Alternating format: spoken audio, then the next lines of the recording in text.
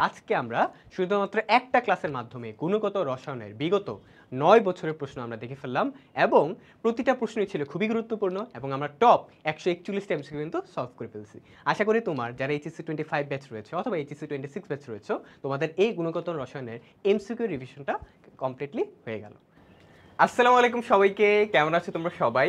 আশা করি তোমরা সবাই অনেক অনেক ভালো আছো এবং সুস্থ আছো। এইচএসসি 25 ব্যাচ তোমাদের সামনেই পরীক্ষা, তো তোমাদের সকলের পরীক্ষার আয়োজনে আমি নিয়ে এসেছি তোমাদের জন্য কেমিস্ট্রি ওয়ান শট।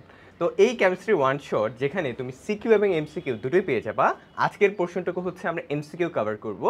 আজকের একটা ক্লাসে তুমি বিগত ৯ বছরের বোর্ড কোশ্চেন সলভ ক্লাস পেয়ে যাবা, অর্থাৎ বিগত ৯ বছরে যে সকল গুণগত রসায়নের উপর কোশ্চেন এসেছিল সেগুলো তুমি দেখে ফেলবা। তাহলে একটা ক্লাসের মাধ্যমে ৯ বছরের কোশ্চেন সম্পর্কে তোমার আইডিয়া হয়ে গেল, তুমি এমসিকিউ সলভ করলে এখানে এবং পাশাপাশি এমসিকিউর উপর একটা কমপ্লিট রিভিশন হয়ে গেল। তো এইভাবেই গুণগত রসায়নের পর আমরা মৌলের পর্যাপিত ধর্ম, রাসায়নিক বন্ধন, এরপরে রাসায়নিক পরিবর্তন, এরপরে ধারাবাহিকতায় আমরা বাকি অধ্যায়গুলো ইনশাল্লাহ কমপ্লিট করব। তাহলে আর দেরি কেন, তো আমরা ক্লাসে শুরু করতে যাই এবং আমি তোমাদের নূর ভাইয়া, এবং এই ক্লাসটা তুমি তোমার বন্ধুদের সাথেও শেয়ার করে দিও যেন তারাও এই একটি ক্লাসের মাধ্যমে এই একটা অধ্যায়ের উপর বিগত ৯ বছরের কোশ্চেন নিয়ে অ্যানালিসিস করতে পারে এবং তাদের কমপ্লিট একটা এমসিকিউর উপর রিভিশন হয়েছে। তাহলে আর দেরি কেন, চলো আমরা মোটামুটি লাস্ট ৯ ইয়ারের টপ ১৪১টা এমসিকিউ আমরা বাছাই করেছি এবং এই ১৪১টা এমসিকিউ আজকে ক্লাসে কী করবো, আমরা সলভ করব। তাহলে দেখো আমরা প্রথম এমসিকিউতে যাই। প্রথম এমসিকিউটা কি, নিচে কোনটি কম্পোজিট কণিকা? আচ্ছা, কম্পোজিট কণিকা বেসিক্যালি আমরা দুইটা পড়েছিলাম, মনে আছে তোমার? একটা হচ্ছে আলফা আর একটা কি ডিউটেরন, আর একটা কি ডিউটেরন। তাহলে দেখো এখানে কোনটা আছে অপশনে, এখানে আছে হচ্ছে এই যে আলফা কণা, তাহলে এটা হবে আমার আনসার। ওকে, এরপরে ইলেকট্রনের চার্জ কত কুলম? কত কুলম? তাহলে ইলেকট্রনের চার্জ হচ্ছে তোমার -1.60 ইন্টু 10⁻⁻19 কুলম। যদি তোমাকে বলতো যে ভাইয়া ইলেকট্রনের চার্জটা তুমি ইএমইউ ইলেকট্রোমোটিভ ইউনিটে বের করো, তাহলে সেটা কত হইতো? সেটা হইতো -1.60 ইন্টু 10⁻⁻20 কুলম। আর যদি ইএসইউ হইতো অর্থাৎ ইলেকট্রোস্ট্যাটিক ইউনিট, তাহলে এটা হইতো -4.8 ইন্টু 10⁻⁻10 ইএসইউ। আচ্ছা, এখানে কুলম হবে না, এখানে ইএমইউ, যেটা ভাই বলে দিলাম এই যে। ওকে, এই যে।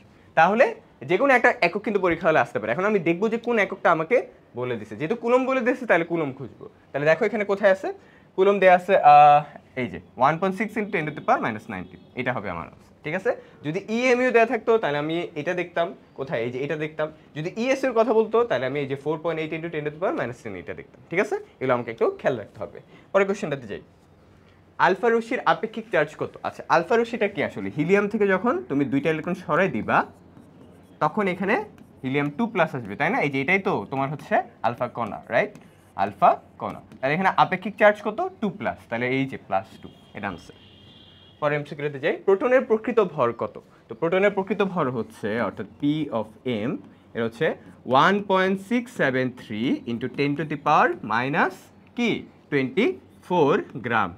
আর যদি কেজিতে বলতো তাহলে এটা হয়তো 1.673 ইন্টু 10⁻⁻27 কেজি।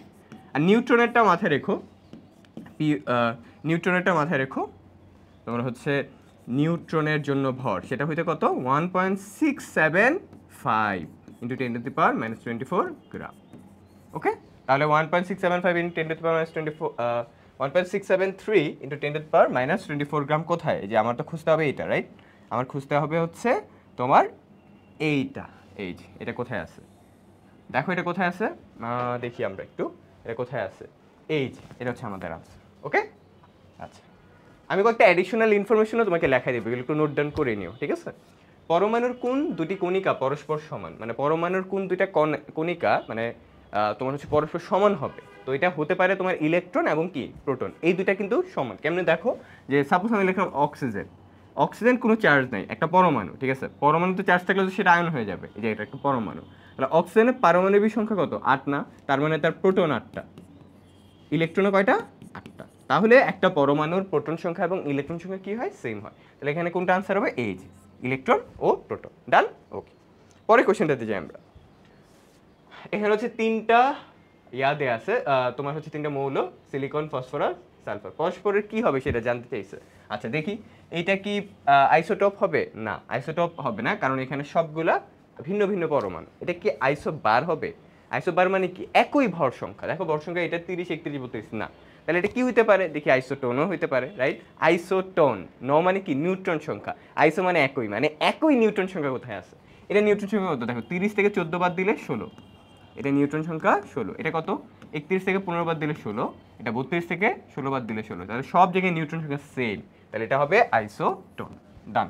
ওকে, পরের কোশ্চেনটা, যেসব পরমাণুর ভর সংখ্যা একই কিন্তু পারমাণবিক সংখ্যা ভিন্ন, এদেরকে কি বলা হয়? দেখো ভর সংখ্যা একই, তার মানে আইসোবার। কই আইসোবার? এই যে আইসো মানে একই, বার মানে ভর, তাহলে একই ভর সংখ্যা, এইভাবে মনে রাখতে পারি ব্যাপারটা। পরের কোশ্চেনটা, কোন সেটের ইলেকট্রন সংখ্যা সেম, মানে কোন সেটে সবার ইলেকট্রন সংখ্যা সেম থাকবে? চলো আমরা একটু দেখি। প্রথমটা দেখে কি মনে হচ্ছে, এটা কি হবে? না, এটা অপশন হবে না, তাই না? এই যে সোডিয়াম প্লাস, এখানে ইলেকট্রন কয়টা? সোডিয়ামের 11টা, প্লাস মানে একটা ইলেকট্রন ছেড়ে দিছে, তাহলে 10টা। ক্যালসিয়াম প্লাসের কয়টা? 20টা ছিল, একটা ছেড়ে দিছে, 19টা, এটা হবে না জীবন। এটা দেখি, পটাশিয়াম প্লাস, পটাশিয়ামের 19টা ইলেকট্রন, প্লাস মানে কি একটা ইলেকট্রন ছেড়ে দিছে, তাহলে কয়টা? 18টা। ক্লোরিন মাইনাসও 18টা, কিন্তু ম্যাগনেসিয়াম 2 প্লাস কি 18? না, এটার আবার 10টা ইলেকট্রন, তাহলে এটা আনসার হবে না। এটা দেখি, সোডিয়াম প্লাস, সোডিয়াম প্লাসে এখানে হচ্ছে কয়টা? 10টা ইলেকট্রন, ম্যাগনেসিয়াম 2 প্লাসেও 10টা, অ্যালুমিনিয়াম 3 প্লাসেও 10টা, অ্যালুমিনিয়ামে তো 13টা, 3টা ছেড়ে দিছে, তাই 3 প্লাস, তাহলে 10টা। কিন্তু ক্লোরিন মাইনাস, ক্লোরিনের 17টা, মাইনাস মানে কি একটা ইলেকট্রন গ্রহণ করছে, 18টা, তাহলে এখানে তিনটার সেম কিন্তু এইটার আবার ভিন্ন, তাহলে এটা আনসার হবে না। ডেফিনেটলি এটা আনসার। কিভাবে দেখো, কিভাবে দেখো, এই যে এইটার ইলেকট্রন সংখ্যা কত? 18, এটারও 18, এটারও হিসাব করো 18, স্ক্যান্ডিয়ামের তো 21, 3 প্লাস মানে কি তিনটা ইলেকট্রন ছেড়ে দিছে, 21 থেকে 3 বাদ দিলে 18, এটারও 18, তাহলে সবগুলো ইলেকট্রন সংখ্যা সেম, পরস্পরের আইসো ইলেকট্রনিক, একই ইলেকট্রন সংখ্যা। পরের কোশ্চেনটা, কোন পরমাণু মডেল কক্ষপথ সম্পর্কে ধারণা দেয়? এটা হচ্ছে বোর পরমাণু মডেল, এটা আমরা ক্লাস 9 10এও পড়েছি, তাই না? ওই যে KLMN নামকরণে দিয়েছিল। আলফা কণার বৈশিষ্ট্য কোনটা? এতে দুটি প্রোটন ও দুটি ইলেকট্রন আছে, এটা কি সত্য? না। আলফা কণা মানে হিলিয়াম 2 প্লাস, এটাতে কোনো ইলেকট্রন নাই, ঠিক আছে? হিলিয়াম 2 প্লাস, হিলিয়ামের ছিল এই দুইটা ইলেকট্রন, দুইটা ছেড়ে দিছে, এটা আনসার হবে না। এটা কি ধীর গতি? না, এটা খুব দ্রুত।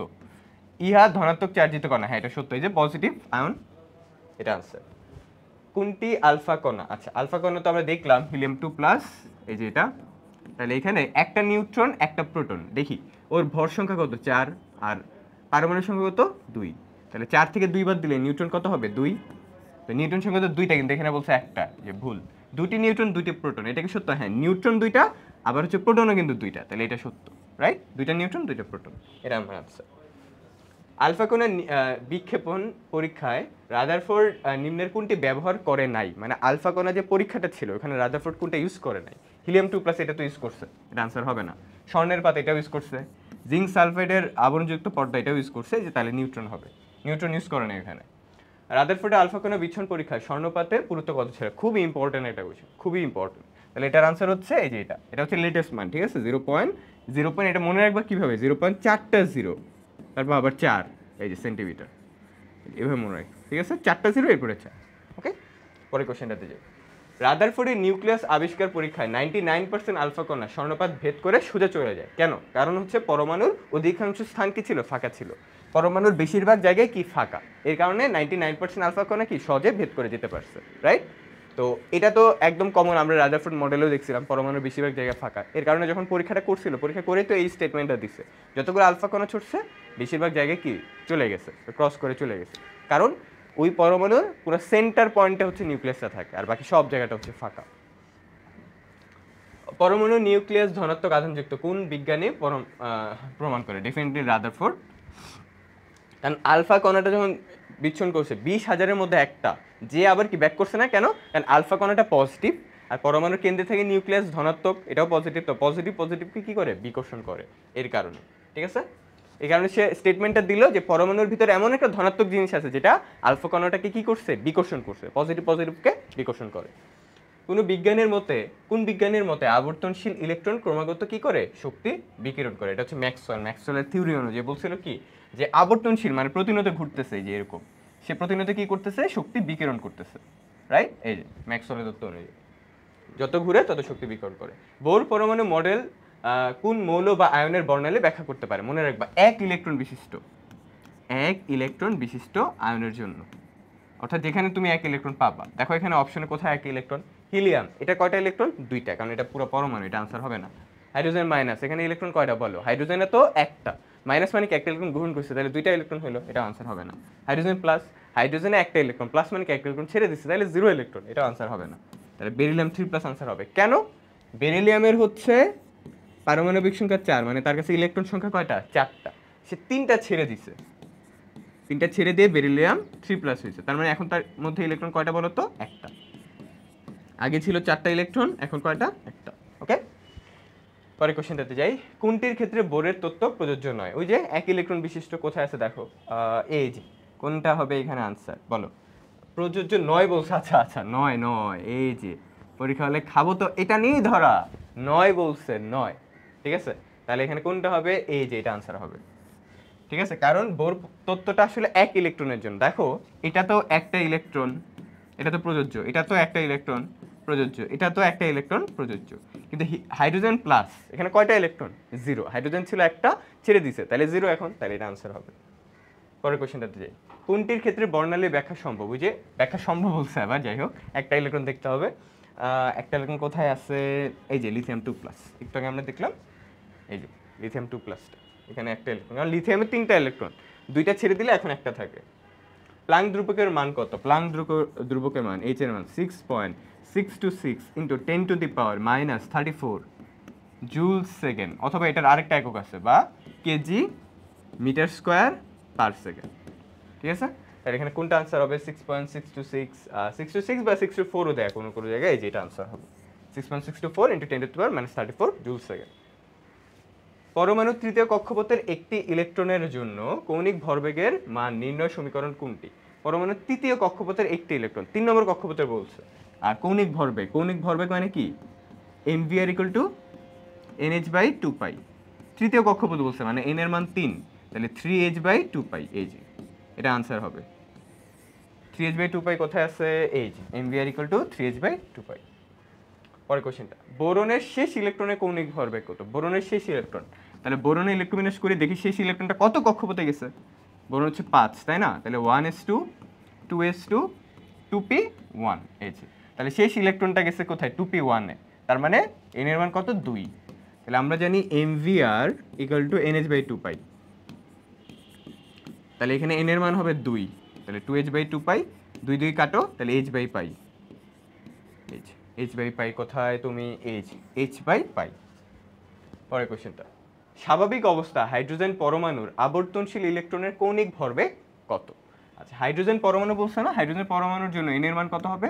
1 হবে। তাহলে আমরা জানি mvr = nh/2π, তাহলে এখানে কক্ষপথ নাম্বার হবে 1, 1 × h / 2π, তাহলে h/2π আর কি, তাহলে h এর মান কত? 6.626 × 10⁻34, আর 2 এর 2 তো 2, আর পাই মানে কি 3.1416। তাহলে এটা কত আসে দেখো, এটা আসলে ক্যালকুলেটর ছাড়াও করা যায়। 2 এর সাথে 3 গুণ করলে 6, এই 6 আর এই 6 ধরো কাটাকাটি, তাহলে 10⁻34, ঠিক আছে, মানে 1.04 × 10⁻34 হবে। তুই ক্যালকুলেটর তো ডেফিনেটলি করবো, কারণ তোমার তো ক্যালকুলেটর ইউজ করতে দিবে, বাট আমি বললাম যে ক্যালকুলেটর ছাড়া, মানে 3 দোকানে 6 না, আর উপরে তো 6 সামথিং আছে, তাহলে 6 সাথে 6 কাটাকাটি গেলে 1, তাহলে 1 × 10⁻34 এরকম হওয়ার কথা, তো কাছাকাছি 1.05 আর কি, এটা আনসার।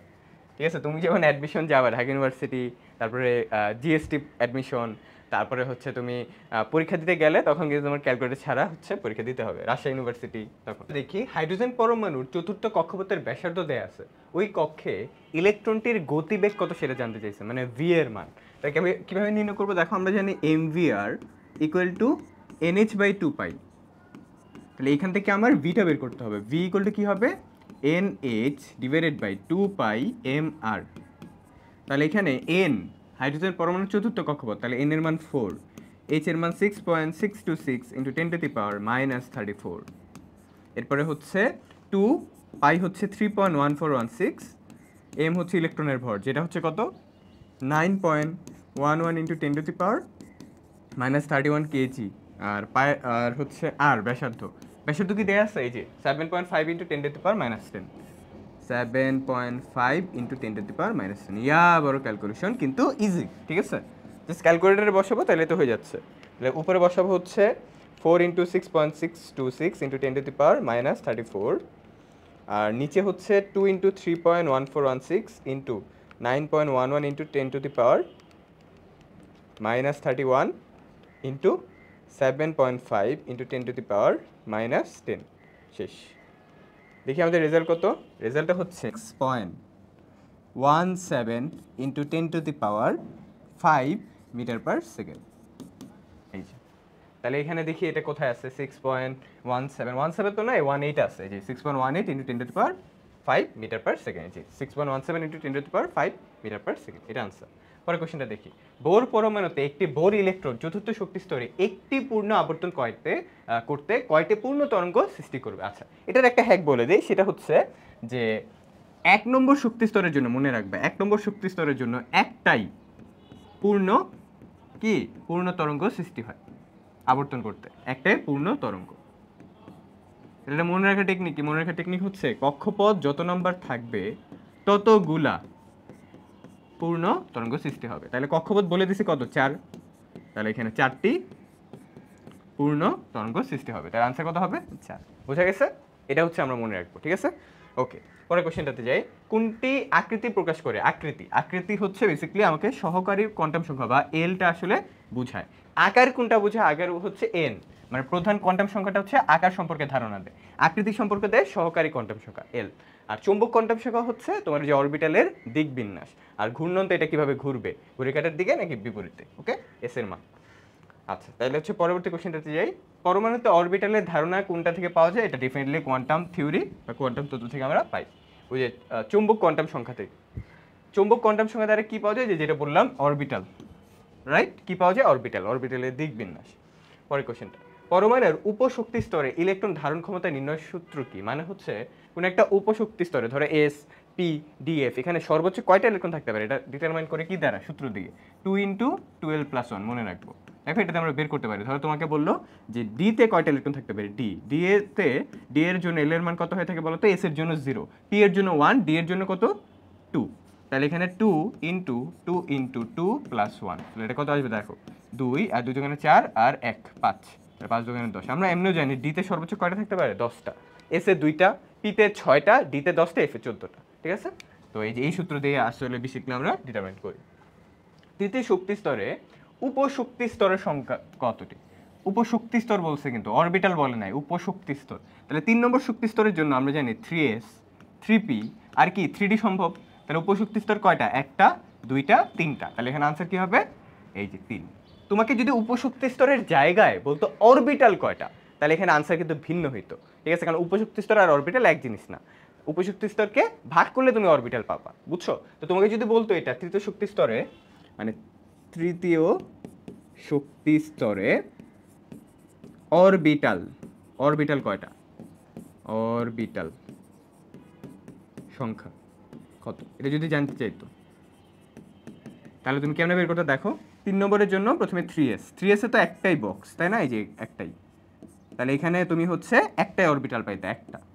তারপরে 3p এর জন্য বক্স কিন্তু 3টা, রাইট? এই যে px py pz, তাহলে এখানে কয়টা? একটা অরবিটাল, 2টা অরবিটাল, 3টা অরবিটাল, ঠিক আছে? তাহলে এখানে 3টা অরবিটাল।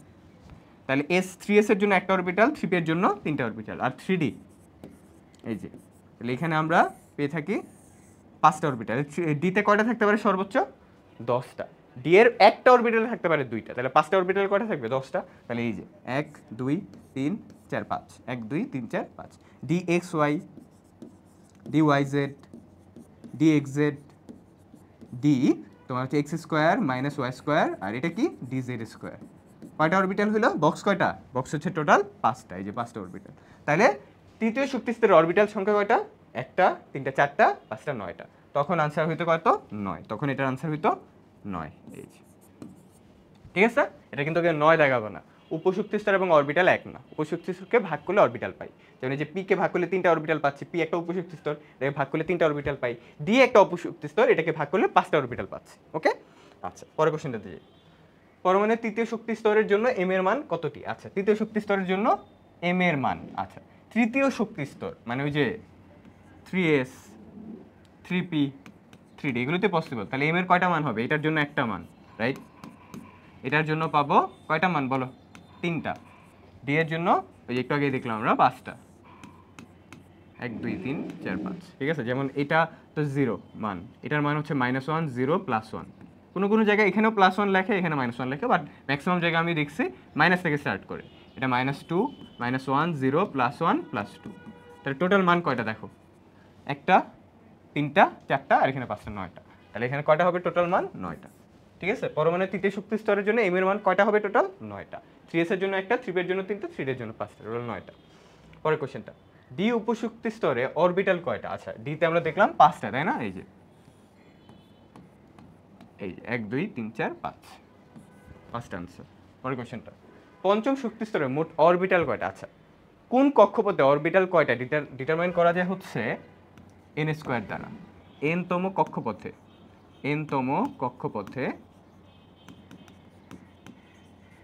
অরবিটাল সংখ্যা, সূত্র অরবিটাল সংখ্যা নির্ণয়ের সূত্র। দেখো সূত্রটা কি? n², ঠিক আছে? এটা কি? n², এটা হচ্ছে n²। তাহলে এটা কত শক্তি স্তর বা কত নম্বর কক্ষপথ হচ্ছে? 5। তাহলে n এর মান হবে 5, তাহলে n² কত হবে? 25। তাহলে পঞ্চম শক্তি স্তরে টোটাল অরবিটাল থাকতে পারে কয়টা? 25টা। ঠিক আছে, তাহলে কোনো কক্ষপথে, n-তম কক্ষপথে টোটাল অরবিটাল সংখ্যা কয়টা থাকে এটা ডিটারমাইন করব n² সূত্র দ্বারা। ষষ্ঠ প্রধান শক্তি স্তরে সর্বোচ্চ কয়টা ইলেকট্রন থাকতে পারে?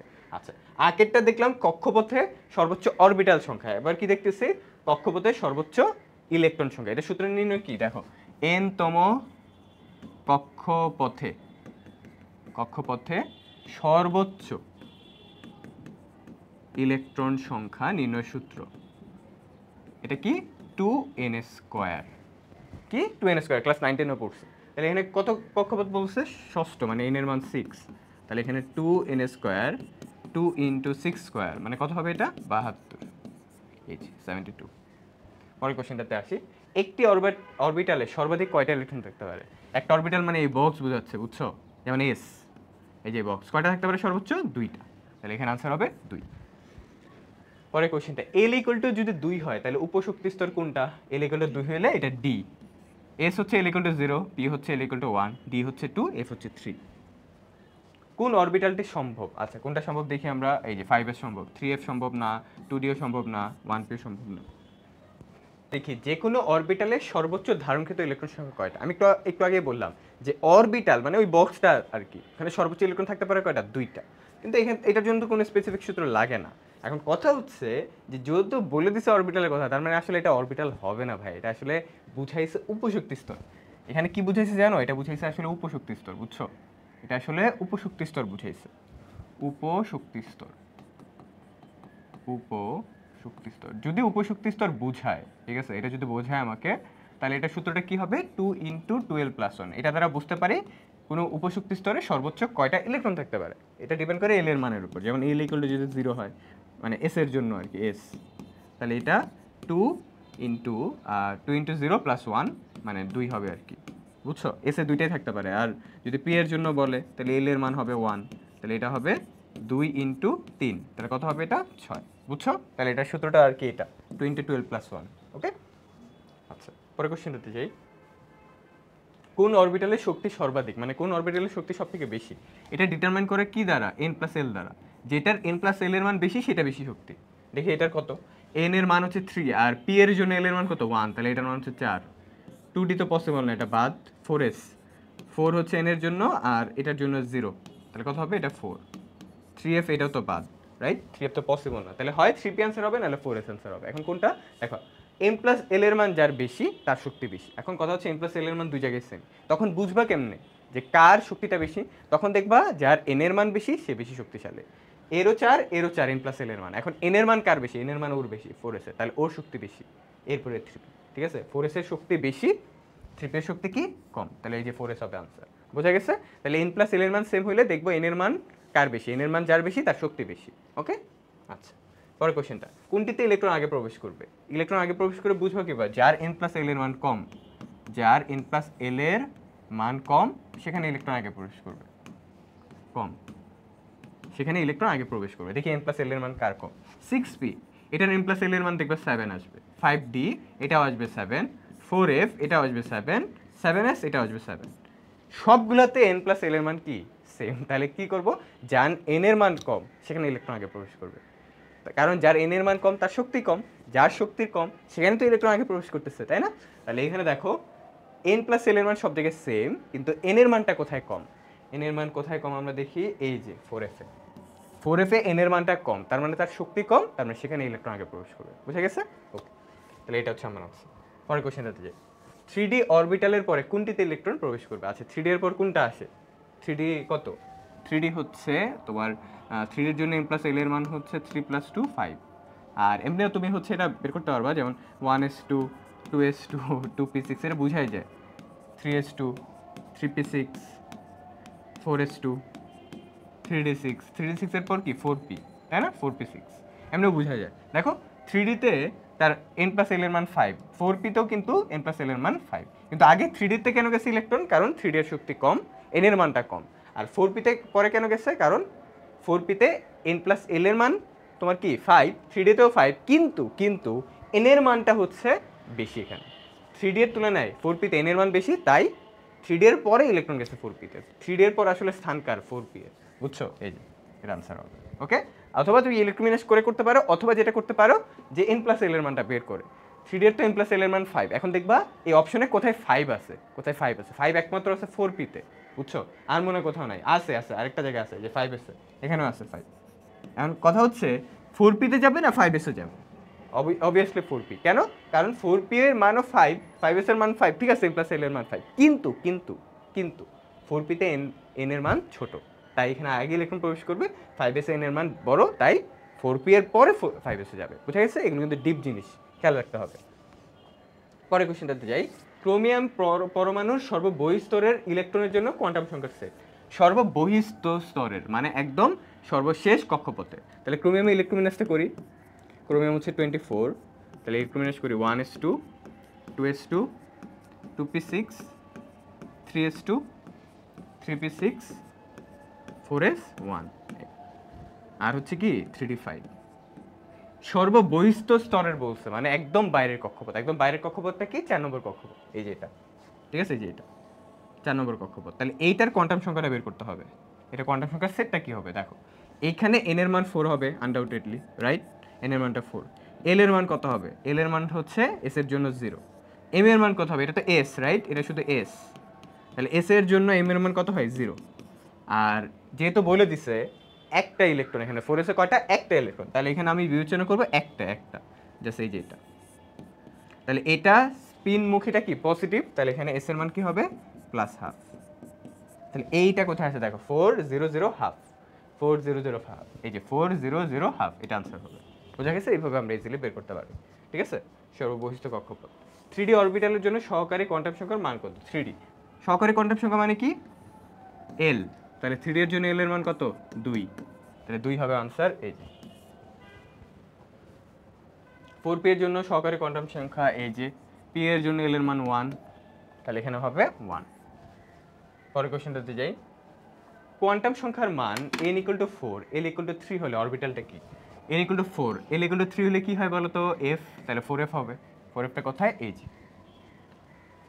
আমরা দেখি নিম্নের কোন কোয়ান্টাম সেটটি পরমাণুর একটা ইলেকট্রনের জন্য সম্ভব না, মানে কোন কোয়ান্টাম সেটটা, মানে এখানে দেখতে হবে পসিবল না। ওকে, তাহলে n = 2 দেয়া আছে, l = 2 মানে কি 2d বুঝাইছে, তাই না? n এর মান 2 আর l এর মান হচ্ছে 2 বসালে এটা 2d হয়, তো 2d তো পসিবল না, তাহলে এটা आंसर হবে, ঠিক আছে? কোনটা পসিবল না সেটা আমাকে জানতে চাইছে, কোনটা পসিবল না সেটাই আমাকে এখানে কি জানতে চাইছে, তাহলে প্রথমটা হবে आंसर। পরেরটা, কপারের 19তম ইলেকট্রনটি কোন অরবিটালে প্রবেশ করে? কপারের 19তম ইলেকট্রন, দেখো কপারের ইলেকট্রোমিনাস যখন করবা 29, তাই না? তাহলে এখানে 1s2 2s2 2p6 3s2 3p6 4s1 3d10, এটাই তো।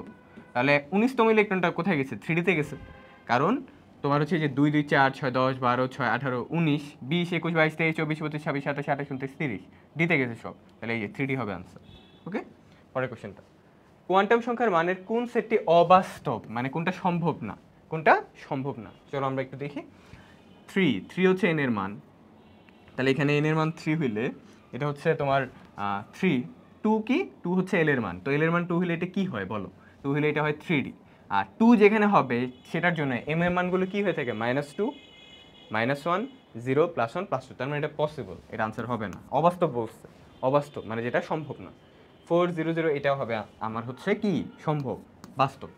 3 2 -3 এটা আনসার হবে কেমনে? দেখো এল এর মানের উপর ডিপেন্ড করে কিন্তু এম এর মানগুলো হয়। এল এর মান যদি 2 হয় তাহলে এম এর মান কি হবে? -2 -1 0 +1 +2, কিন্তু এখানে তো 3 আছে, তাহলে এটা আমার কি হবে না, কোয়ান্টাম সেটটা বাস্তব হবে না, এটা অবাস্তব হবে, তাই এটা হবে আমার আনসার। ঠিক আছে, ইজি। পরের কোশ্চেনটা, সোডিয়ামের সর্ববহিস্থ ইলেকট্রনের জন্য কোন কোয়ান্টাম সংখ্যাগুলো সঠিক? সোডিয়ামের সর্ববহিস্থ, সোডিয়ামে কত 11 না? তাহলে এখানে ইলেকট্রোমিনাস করি 1s2 2s2 2p6 3s1। সর্ববহিস্থ electron দেখো সোডিয়াম 11, তার একদম বাহিরের কক্ষপথটা কত নম্বর কক্ষপথ? 3 নম্বর কক্ষপথ। তাই 3 নম্বর কক্ষপথের ইলেকট্রনের কথা বলছে, তাই না? 3 নম্বর কক্ষপথে একটা ইলেকট্রন আছে, এই যে এটা। তাহলে এটার জন্য কোয়ান্টাম সংখ্যার মান কত হবে? এন এর মান তো 3 হবে, যেহেতু এই যে এখানে 3। এল এর মান তো হবে 0, কারণ এখানে এস। এম এর মান কত হবে? এই যে এস এর জন্য 0, আর এস স্পিন নাম্বার কত হবে? +½ এটা দেখো কোথায় আছে, 300 +½ 300 +½ এই যে 300 +½ এটা আনসার। ওকে, পরের কোশ্চেনটাতে যাই। 3D অরবিটালের জন্য এম এর মান কোন সেট হবে? 3D ডি ডি, এই যে ডি এর জন্য বক্স কয়টা হয়? 5টা, 1 2 3 4 5। তাহলে এখানে মানগুলো কি কি হয়? -2 -1 0 +1 +2, এই যে তাহলে এখানে -2 -1 0 +1 +2 এটা আনসার। কোন পরমাণুর 22তম ইলেকট্রনের জন্য কোন কোয়ান্টাম সংখ্যার সেটটি সঠিক, বা কোয়ান্টাম সংখ্যার কোন সেটটি সঠিক? 22তম ইলেকট্রন বলছে, তাহলে আমি একটা বিবেচনা করি 22তম ইলেকট্রন সংখ্যা বা পারমাণবিক সংখ্যা কি আছে? টাইটানিয়াম। টাইটানিয়ামের 22তম ইলেকট্রন মানে টাইটানিয়ামের শেষ ইলেকট্রনটার কোয়ান্টাম সংখ্যা কি সেটা বের করলে আমাদের আনসারটা হয়ে যাচ্ছে। তাহলে টাইটানিয়াম হচ্ছে 22, রাইট? এই যে তাহলে এর রিকমেন্ডেশন করি 1s2 2s2 2p6 3s2 3p6, এরপরে হচ্ছে 4s2 3d2। এটা তো কি টাইটানিয়ামের ইলেকট্রোমিনাস। তাহলে 22তম ইলেকট্রনটা নিশ্চয়ই এখানে আছে, এতটুকু 20 21 22, তাহলে 22 নম্বরটা এক্স্যাক্ট কোথায় আমরা চলো বের করি, এক্স্যাক্টটা কোথায় চলো আমরা একটু বের করি। তাহলে এই যে এটা হবে 20 21 22, ইলেকট্রনগুলো তো বেজোড় আকারেই যায়, প্রথমে বেজোড় আকারে যে এরপরে জোড় আকারে পূর্ণ করে, তাহলে এই যে এইটা হচ্ছে আমার কি ইলেকট্রন, 22তম ইলেকট্রন। আর এখন আমি এম এর মানগুলো বসাই, এটা -2 এটা -1 এটা 0 +1 +2। আচ্ছা, তাহলে কোয়ান্টাম সংখ্যার মানগুলো আমি ধীরে ধীরে বসাই। এন এর মান 3 এর জন্য কত? 3। এল এর মান ডি এর জন্য কত? 2। এম এর মান কত? -1। এস এর মান কত? +½ এই যে এটা কোথায় আছে দেখো, 3 2 -1 +½ 3 2 -1 +½ এই যে এটা আনসার 3 2 -1 +½ ওকে, এটা হচ্ছে আমার আনসার। পরের কোশ্চেনটা দিয়ে, কোন পরমাণুর একটি ইলেকট্রনের জন্য কোন কোয়ান্টাম সংখ্যার সেটটি সঠিক, মানে কোনটা সঠিক এটা জানতে চাইছে। তো চলো দেখি, এন এর মান 3, এল এর মান 1, কিন্তু এম এর মান আবার দিছে -2, এটা মিথ্যা, সঠিক নয়, আমাকে সঠিক চাইছে। কিভাবে বুঝলাম? যে দেখো এন এর মান 3 এল এর মান 1, এখন এল এর মানের উপর ডিপেন্ড করে তো এম এর মান হয়, এল এর মান যেহেতু 1 তাহলে এম এর মান কি -2 হবে না, এল এর মান হবে -1 0 +1, কিন্তু এখানে -2 দিছে। আচ্ছা, n = 1 l = 1, দেখো n = 1 যদি হয় আর l = 1 তাহলে 1p হয়ে যায়, 1p কি পসিবল না? এটা আমার আনসার না। n = 2 l = 1 m = 0 আর s = +1, হ্যাঁ এটা সত্য, তাই না? এটা সত্য। কিভাবে বুঝলাম? n = 2 হলে এটা 2 হয়, l = 1 হলে এটা 2p, আর 2p যেহেতু হয়েছে আর l এর মানের উপর ডিপেন্ড করে m এর মানগুলো হচ্ছে, l যদি 1 হয় m এর মান কি পসিবল? -1 0 +1, আর এখানে 0 তো আছে, তাহলে এটা আনসার হবে। নিচেরটা কেন আনসার হইল না তাহলে? n = 2 l = 1 m = কি -2, দেখো l এর মান 1 m এর মান -2, এটা কি পসিবল না, রাইট?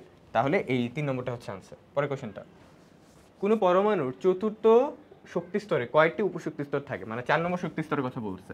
4 নম্বর শক্তি স্তরে কি কি? 4s 4p তারপরে 4d 4f, এই যে তাহলে কয়টা উপশক্তি স্তর হলো? 1 2 3 4টা, এই যে 4 হবে আমার আনসার। উপশক্তি স্তর বলছে, ঠিক আছে, এই যে উপশক্তি স্তর sp df, 4 নম্বরের জন্য সবগুলোই পসিবল। তারপরে f এর ইলেকট্রোবিন্যাসে n = 3 l = 2 এর জন্য কয়টি অরবিটাল সম্ভব? n = 3 l = 2, তার মানে এটা বুঝেছে 3d, 3d এর জন্য কয়টা অরবিটাল বলো তো? d এর জন্য তো 5টাই হয়, তাই না? এই যে d এর জন্য 1 2 3 4 5টাই, রাইট? তাহলে এখানে 5 হবে আনসার, শেষ। পরের কোশ্চেনটাতে যাই, p অরবিটালের আকৃতি কি? আচ্ছা, p অরবিটালের আকৃতি কি? ডাম্বেল আকারের। তো আকৃতিগুলো আমাদের মনে রাখতে হবে, যেমন s হচ্ছে তোমার হচ্ছে সার্কেল, তারপরে হচ্ছে তোমার বা স্ফেরিক্যাল, তারপরে হচ্ছে p হচ্ছে ডাম্বেল, ডি হচ্ছে ডাবল ডাম্বেল, আর এফটা হচ্ছে একটু কমপ্লেক্স, জটিল। পরের কোশ্চেন, কোনটি আহ্বায়ক নীতি মেনে চলে? আহ্বায়ক নীতিটা কি ছিল? যে পরমাণুতে ইলেকট্রনগুলা সর্বপ্রথম সর্বনিম্ন উপশক্তি স্তরে গমন করবে, এটাকে পূর্ণ করে ধীরে ধীরে উচ্চ উপশক্তি স্তরে চলে যাবে। ঠিক আছে, এখন আমি দেখতে হবে যে এখানে কোনটা মেনটেন করছে। আবার আহ্বায়ক নীতির পাশাপাশি আমরা n+l পড়েছি, যে সেখানে বলছে যে n+l এর মান যেখানে কম সেখানে আগে ইলেকট্রন চলে যাবে। তাহলে n+l এর মান কোথায় কম সেটাও আমাকে দেখতে হবে। তো আবার n+l এর মান যদি সেম হয় তখন দেখতে হবে n এর মানটা কোথায় কম, সেখানে ইলেকট্রন আগে প্রবেশ করবে। তাহলে দেখি এই প্যাটার্নটা ফলো করছে কোথায় কোথায়। তো এখানে প্রথম অপশনটা দেখো 5s, 5s এর জন্য n+l এর মান কি বলতো 5, 4p এর জন্য কত, এটার জন্য 5, আর 4f এর জন্য কত, এটা আসবে তোমার হচ্ছে কি 7। আচ্ছা, এখানে একটা ভুল আছে, ভুলটা কি বলতো, 5s ও n+l এর মান 5, 4p তো n+l এর মান 5, কিন্তু n এর মানটা কোথায় কম 4p তে, তাই 4pটাকে আগে স্থান দেওয়া উচিত ছিল না, এরপরে না 5s, তাইলে এটা তো মানে নাই, তাই এটা আনসার হবে না। এরপরে 3s, 3p, 3p এর পরে কি আসবে 4s আসবে না, কিন্তু এখানে দিয়ে দিছে কাকে 3d কে, তাহলে এটাও ভুল। 5s, 4d, 5p। আচ্ছা, এটা দেখি প্যাটার্নটা ফলো করছে কিনা। 5s হচ্ছে n+l এর মানের জন্য 5, 4d এর জন্য n+l এর মান কত হবে 4, আর d এর জন্য 2, তাহলে এটা আসবে কত 6, 5p কত 5p তেও 6। আচ্ছা, এটা কি ফলো করছে? হ্যাঁ, এটা ফলো করছে। কিভাবে দেখো, 5s 5, এরপরে 4d আর 5p এর n+l এর মান কিন্তু সেম, রাইট? কিন্তু এখানে দেখতে পাচ্ছি n এর মানটা কোথায় কম 4d তে, তাই 4d কে আগে স্থান দেওয়া হয়েছে, এরপরে 5p, কারণ 4d তে n+l এর মান কম, তার মানে সেখানে আগে ইলেকট্রন প্রবেশ করবে, তাই 4d তে আগে, এরপর 5p, তাহলে এটা আমার আনসার হবে। নিচেটা কেন আনসার হইতো না দেখো, 3s, 3p, এরপরে কি 4s আসার কথা, কিন্তু দিয়ে দিছে কি 5s, তাহলে এটাও আনসার হচ্ছে না। বুঝা গেছে? তাহলে এইভাবে বের করবো, অথবা তোমার যদি মন চায় যে এই যে এইটা দিয়ে বের করতে, যে 1s, 2s, 2p, 3s, 3p, 3d, এটা যদিও ইয়া করতে বেশি টাইম লাগে না, 4s, 4p, 4d, 4f, এটা আঁকতে বেশি টাইম লাগে না, তো এটাকে তুমি কাইটা কাইটাও দেখতে পারো। ঠিক আছে, এই যে এভাবে কেটে কেটেও দেখতে পারো। ওকে, এই যে, তাহলে তুমি আরো ক্লিয়ার ধারণা পাবা। ঠিক আছে, ওকে। পরের কোশ্চেনটাতে যাই। উচ্চ শক্তির অরবিটাল নিচের কোনটি? মানে উচ্চ শক্তি মানে কি, মানে কোনটার n+l এর মান বেশি? তো চলো আমরা একটু দেখি। 3d তে n+l এর মান কত 3, আর d এর জন্য 2, তাহলে 5, 4f এ কত 7, 5p তে কত 6, 6s এ কত 6, তাহলে বোঝা যাচ্ছে 4f আনসার হবে, 4f। ঠিক আছে, নিচের কোন নীতি অনুসারে অযুগ্ম ইলেকট্রন সমূহের স্পিন একইমুখী হবে? আর এটা কোন নীতি? এটা হচ্ছে হুন্ডের নীতি, তাই না? হুন্ডের নীতিটা কি বলছিল? যে পরমাণুতে ইলেকট্রনগুলা বেজোড় আকারে যাবে, একই শক্তি সম্পন্ন হবে এবং একই শক্তি সম্পন্ন অরবিটাল প্রবেশ করবে, এবং সকলের স্পিন কি হবে একইমুখী। এই যে যেমন পি এর এক্সাম্পল দেই, পি, এই যে পি এর সব শক্তির মান কত, পি এর জন্য সবার 1 না, এই যে পি এর জন্য এল এর মান কত 1, এবং সবগুলো সমশক্তি সম্পন্ন অরবিটাল, এবং সব জায়গায় যখন ইলেকট্রনগুলো বেজোড় আকারে যাচ্ছে সবগুলোর স্পিন কি একইমুখী না, তো এটাই আর কি হুন্ডের নীতি। পরে কোশ্চেন দেখ, নিচে কোন অরবিটালটি হুন্ডের নীতি প্রদর্শনে অক্ষম? এটা হচ্ছে এস, কারণ এস এ তো তোমার হচ্ছে একটাই বেসিক্যালি বক্স, তাই না? এস এ একটাই অরবিটাল, তো এস কে আসলে ডিটারমাইন করা যায় না হুন্ডের নীতি দিয়ে। হুন্ডের নীতি বলছে প্রথমে ইলেকট্রনগুলো অযুগ্ম বা বেজোড় আকারে যাবে, তো বেজোড় আকারে তো এখানে যাওয়ার তো একটাই বক্স, তো এখানে তার স্কোপ নেই, বাকিগুলোতে যায়, যেমন পিতে 3টা বক্স, তাহলে তোমার পি এক্স একটা, এরপরে পি ওয়াই, এরপরে পি জেড, এই যে বেজোড় আকারে যাচ্ছে। ডিতেও তোমার হচ্ছে ডি এক্স ওয়াই যাচ্ছে, ডি ওয়াই জেড যাচ্ছে, তারপরে হচ্ছে ডি এক্স জেড যাচ্ছে, যে একটা একটা করে বেজোড়, এখানেও একটা একটা করে বেজোড় যাওয়া যায়, কারণ এদের একাধিক কি আছে অরবিটাল আছে, এই উপশক্তি স্তরগুলোর একাধিক অরবিটাল আছে, তাই এদেরটা হুন্ডের নীতি দ্বারা তোমার কি ডিটারমাইন করা যায়, কিন্তু এসটা করা যায় না। পরে কোশ্চেন, নিম্নের কোনটির ক্ষেত্রে হুন্ডের নীতি প্রযোজ্য? আচ্ছা দেখি আমরা কোনটা হবে। সোডিয়াম, সোডিয়ামের ক্ষেত্রে কি হবে দেখো, দেখতে হবে সর্বশেষ ইলেকট্রনটা কোথায় যাচ্ছে। সোডিয়ামের ক্ষেত্রে সর্বশেষ ইলেকট্রন যায় এসে, এসে গেলে কি হুন্ডের নীতিটা আসলে এটাতে ডিফাইন করা যাবে না। হিলিয়ামেরটা, হিলিয়াম 1s2, ওরও এস শেষ কক্ষপথ, শেষ কক্ষপথের অরবিটালটা হচ্ছে এস, তাও ডিটারমাইন করা যাবে না। অক্সিজেন, এটা কি হবে? হ্যাঁ, অক্সিজেন এটা দেখো 1s2, 2s2, তারপর কি 2p4। অক্সিজেনের পিটা দেখো, এই যে ইলেকট্রনগুলো বেজোড় আকারে যাচ্ছে, এরপরে জোর হয়ে যাচ্ছে, তার মানে বেজোর আকারে এটা ডিফাইন করা যাচ্ছে। লাস্টে পি আছে, লাস্টে পি ডি এফ থাকলে বোঝা যাবে যে তারা হুন্ডের নীতিটাকে সমর্থন করে এবং হুন্ডের নীতি তারা ব্যাখ্যা করা যায় সুন্দর করে, ঠিক আছে? তাহলে অক্সিজেন হবে। বেরিলিয়াম কি হবে না, বেরিলিয়ামে দেখো 1:2s2, এটারও শেষ কক্ষপথের অরবিটালটা কি এস, তাহলে এটাও ডিটারমাইন করা যায় না।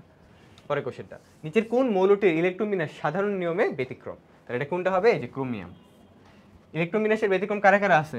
মেইনলি তোমাদের পরীক্ষার জন্য ইম্পর্টেন্ট ক্রোমিয়াম, কপার, ক্রোমিয়ামের নিচে একটা আছে মোলিবডেনাম, কপারের নিচে আছে সিলভার। এই চারটাই বেশি ইম্পর্টেন্ট পরীক্ষার জন্য।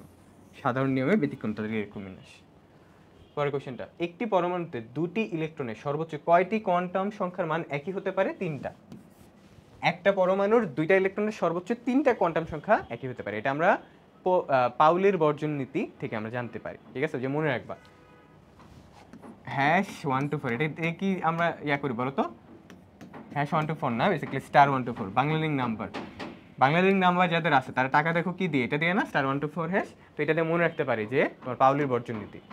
1 বুঝাচ্ছে একটা পরমাণুর, 2 মানে বুঝাচ্ছে দুইটা ইলেকট্রন, 4 মানে বুঝাচ্ছে 4টি কোয়ান্টাম সংখ্যা। অর্থাৎ একটি পরমাণুর দুইটি ইলেকট্রনের 4টি কোয়ান্টাম সংখ্যা সেম হতে পারে না। সর্বোচ্চ কয়টা সেম হয়? 3টা। ওকে, পরের কোশ্চেন আমরা দেখি, নিচের কোন নীতির ভিত্তিতে অরবিটাল সমূহ ইলেকট্রন বিন্যস্ত হয়? ঠিক আছে, যে অরবিটালগুলো আছে না, অরবিটালগুলোতে যে ইলেকট্রন যাচ্ছে সে এই বিন্যস্তটা আসলে কোন নীতির মাধ্যমে আমরা পেয়ে থাকি? এটা হচ্ছে হুন্ডের নীতি।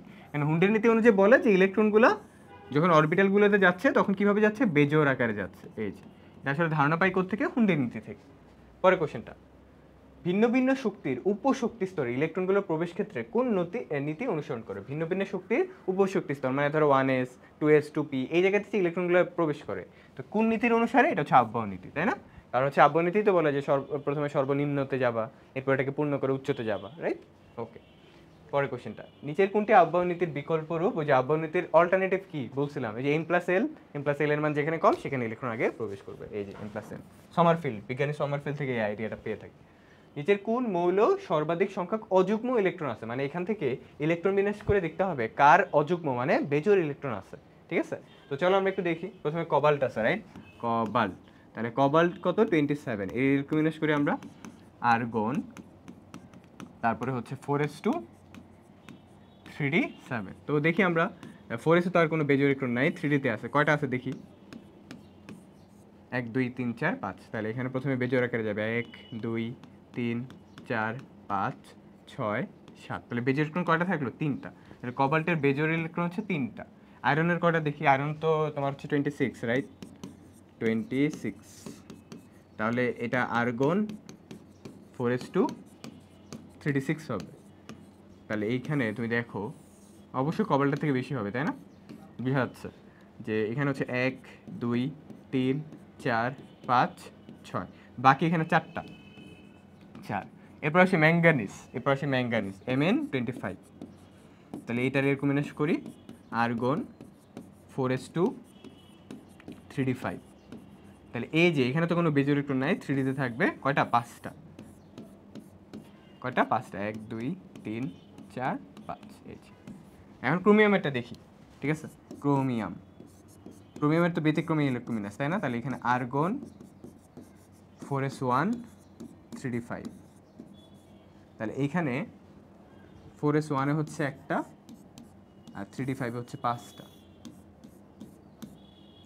1 2 3 4 5, এই যে 5 আর 1 6টা, এটাতে আছে 6টা।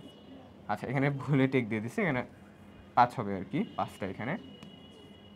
তাহলে এই যে এখানে 6টা, এটা আনসার হবে, এটা আনসার হবে ক্রোমিয়াম। ওকে, ক্রোমিয়ামে সর্বোচ্চ বেজোর ইলেকট্রন কয়টা? টোটাল 6টা।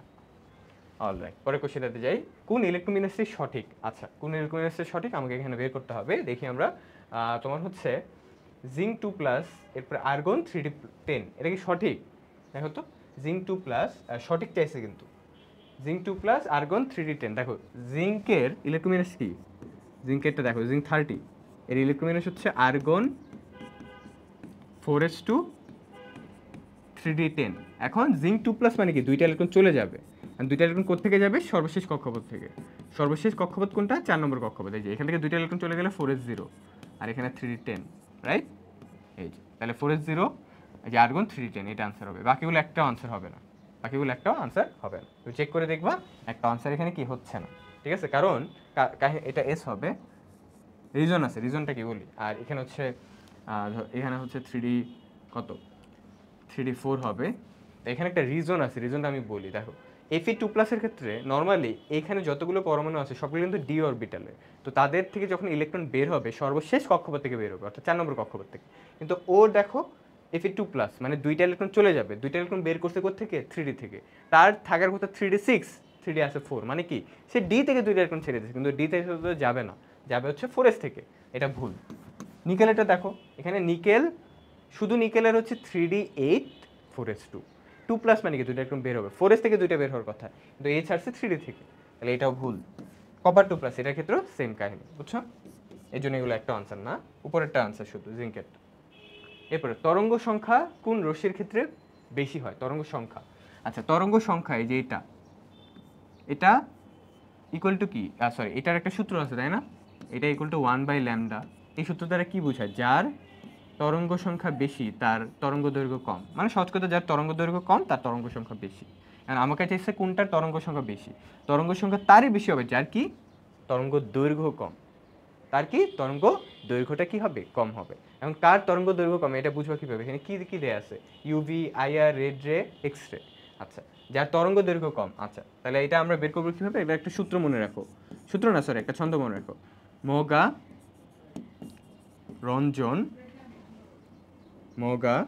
রঞ্জন অতি দৃশ্য অবলোকে মারে রাতে। এই ছন্দটা তারা বুঝতে পারবো আমরা, এই ছন্দটা দ্বারা আমরা বুঝতে পারবো যে কার তরঙ্গ দৈর্ঘ্য কম কার বেশি। এইখান থেকে শুরু হয়ে মানে এখান থেকে মগা থেকে দিয়ে হচ্ছে মহাজাগতিক, তার তরঙ্গ দৈর্ঘ্য সব থেকে কম। আর রাতে মানে রেডিও ওয়েভ, এটার তরঙ্গ দৈর্ঘ্য সব থেকে বেশি, রেডিও তরঙ্গ দৈর্ঘ্য সব থেকে কি বেশি। আর মগা মানে মহাজাগতিকটা হচ্ছে সব থেকে কম, বুঝছো? মানে এটা হচ্ছে এইভাবে আসতেছে ছোট থেকে বড় আর কি। মহাজাগতিক গা দিয়ে হচ্ছে গামা, রঞ্জন দিয়ে হচ্ছে এক্স রে, অতি দিয়ে হচ্ছে ইউভি, অতি বেগুনি, আর আলহামদুলিল্লাহ দৃশ্য দিয়ে হচ্ছে তোমার ভিজিবল রে, ভিআর লিখলাম। অবলোকে হচ্ছে অবলোহিত মানে আইআর, ইনফ্রারেড রে। মারে দিয়ে হচ্ছে কি মাইক্রোওয়েভ, আর রাতে দিয়ে তো এটা। তাহলে এখানে একটু দেখো তো ভাইয়া সব থেকে কম কোথায় আছে, সব থেকে কম তরঙ্গ দৈর্ঘ্য কই আছে? এই জায়গাতে। মহাজাগতিক এখানে আছে, দেখো তো নাই। তারপরে গামা কি এখানে আছে? নাই। এক্স রে রঞ্জন হ্যাঁ আছে, তাহলে এটা আনসার হবে, কারণ এটা হচ্ছে সিকোয়েন্সটা এরকম, সব থেকে কম মহাজাগতিক, সব থেকে বেশি হচ্ছে রেডিও ওয়েভ, যেটা বললাম ভাইয়া। তাহলে এটা তরঙ্গ দৈর্ঘ্য এখানে মহাজাগতিক সব থেকে কম হবে, এটা অপশনে নাই। গামা সব থেকে কম হবে, এটা অপশনে নাই। রঞ্জন মানে এক্স রে এটা আছে, তাহলে এটা আনসার হবে। এর তরঙ্গ দৈর্ঘ্য সব থেকে কম মানে এর তরঙ্গ সংখ্যা কি হবে? সব থেকে বেশি হবে, বুঝছো? তরঙ্গ সংখ্যা তারই বেশি যার তরঙ্গ দৈর্ঘ্য কি কম। ওকে, পরের কোশ্চেনটাতে যাই। পরের কোশ্চেনটা আমরা দেখি, কোন বিকিরিত রশ্মির তরঙ্গ দৈর্ঘ্য সব থেকে বেশি, মানে কোনটার ল্যামডা সব থেকে বেশি, এটা জানতে চাইছে। তাহলে এখানে কোনটা হবে বলো তো? জাস্ট আমরা আগেরটাতে একটু যাই। সব থেকে বেশি হচ্ছে রেডিও ওয়েভ, এখানে কি রেডিও ওয়েভ আছে? রেডিও ওয়েভ নাই। আচ্ছা এরপরে রেডিও ওয়েভের আগে হচ্ছে মাইক্রোওয়েভ আছে? নাই। এরপরে হচ্ছে তোমার মাইক্রোওয়েভের আগে অবলোকে মানে অবলোহিত আইআর, ইনফ্রারেড রে, এখানে কি ইনফ্রারেড রে আছে? দেখো তো ইনফ্রারেড রে নাই। ইনফ্রারেড রের আগে দৃশ্যমান ভিআর, ভিজিবল রে, এটা কি আছে? হ্যাঁ আছে, তাহলে এটা আনসার হবে, বুঝা গেছে? তাহলে আমি জাস্ট ছন্দটা মাথায় রাখবো, মগা রঞ্জন অতি দৃশ্য অবলোকে মারে রাতে, ঠিক আছে? তাহলে এইটা ছন্দটা আমাদের মাথায় থাকলে আমি ইজিলি বের করতে পারবো, ঠিক আছে? তাহলে এখানে দেখবা ভিজিবল রেটাই কি তোমার হচ্ছে সব থেকে বেশি, মানে এই চারটার তুলনায়। এরপরে হচ্ছে ইউভি, এরপরে এক্স রে, এরপরে মহাজাগতিক, ঠিক আছে? মহাজাগতিকটা একদম সামনে। ওকে, পরের কোশ্চেনটাতে যাই। রশ্মির তরঙ্গ দৈর্ঘ্য অধিক মানে কোনটার সর্বোচ্চ? তাহলে এটা কোনটা হবে? দেখো যে ছন্দটা মাথায় রাখবা, মগা রঞ্জন অতি দৃশ্য অবলোকে কি মারে রাতে। তাহলে রাতে রেডিও ওয়েভ কি এখানে আছে? নাই। তাহলে এর আগে কার স্থান? মাইক্রোওয়েভ মারে, তাহলে এমডব্লিউ এটা হচ্ছে মাইক্রোওয়েভ বুঝায়, তাহলে এটা আনসার হবে। এটা তরঙ্গ দৈর্ঘ্য চারটার তুলনায় অধিক। এরপরে কোন রশ্মির শক্তি সর্বাধিক? আচ্ছা শক্তির কথা বলছে, তোমাকে একটা সূত্র পড়াই, ই ইকুয়াল টু, তোমার মনে আছে মনে হয়, এইচ সি বাই ল্যামডা, পড়ছো না? তাহলে এখান থেকে এইচসিটাকে বাদ দাও, তাহলে ই সমানুপাতিক ওয়ান বাই ল্যামডা অথবা ই ব্যস্ত অনুপাতিক ল্যামডা হবে না? তার মানে কি যার তরঙ্গ দৈর্ঘ্য কম, মানে উল্টা সম্পর্ক, বা যার তরঙ্গ দৈর্ঘ্য বেশি তার শক্তি কম, আর যার তরঙ্গ দৈর্ঘ্য কম তার কি শক্তি বেশি, রাইট? তাহলে কার শক্তি বেশি হবে এখানে? যার তরঙ্গ দৈর্ঘ্য কম। তাহলে এখানে কোনটা হবে? আমরা আবার ছন্দটা রিপিট করি, মগা রঞ্জন অতিদস্য অবলোকে মারে রাতে। তাহলে মহ যায় করতে এখানে কি আছে? এর তরঙ্গ দৈর্ঘ্য তো সব থেকে কম, তাহলে তার শক্তি কি হবে? সর্বাধিক হবে? নাই। গামা কি আছে? হ্যাঁ আছে, এই যে তার তরঙ্গ দৈর্ঘ্য সব থেকে কম, মানে তার শক্তি সব থেকে বেশি। ওকে, পরের কোশ্চেন দেখি। একটি বিকিরিত রশ্মির তরঙ্গ দৈর্ঘ্য দেওয়া আছে 530 ন্যানোমিটার, তাহলে তরঙ্গ সংখ্যা কত? আচ্ছা, তাইলে দেখো তরঙ্গ সংখ্যা, এটার সূত্রটা কি? এটা ইকুয়াল টু 1 বাই ল্যামডা না? তাহলে আমাকে তরঙ্গ দৈর্ঘ্যটা দেয়া আছে, তাহলে আমাকে বের করতে হবে তরঙ্গ সংখ্যা। আর এককগুলো একটু খেয়াল করবো, একক কিন্তু সবগুলো মিটারে দেয়া আছে, তাহলে এই ন্যানোমিটারটাকে আমাকে মিটার নিতে হবে। তাইলে ল্যামডা ইকুয়াল টু দেয়া আছে 530 ন্যানোমিটার, এটাকে যদি আমি মিটারে নিই তাহলে আসবে 530 ইন্টু 10⁻⁻9 মিটার, রাইট? আচ্ছা, তাহলে আমি এখানে 1/530 ইন্টু 10⁻⁻9 মিটার লিখবো, তাহলে আমি পার মিটারটা পেয়ে যাবো।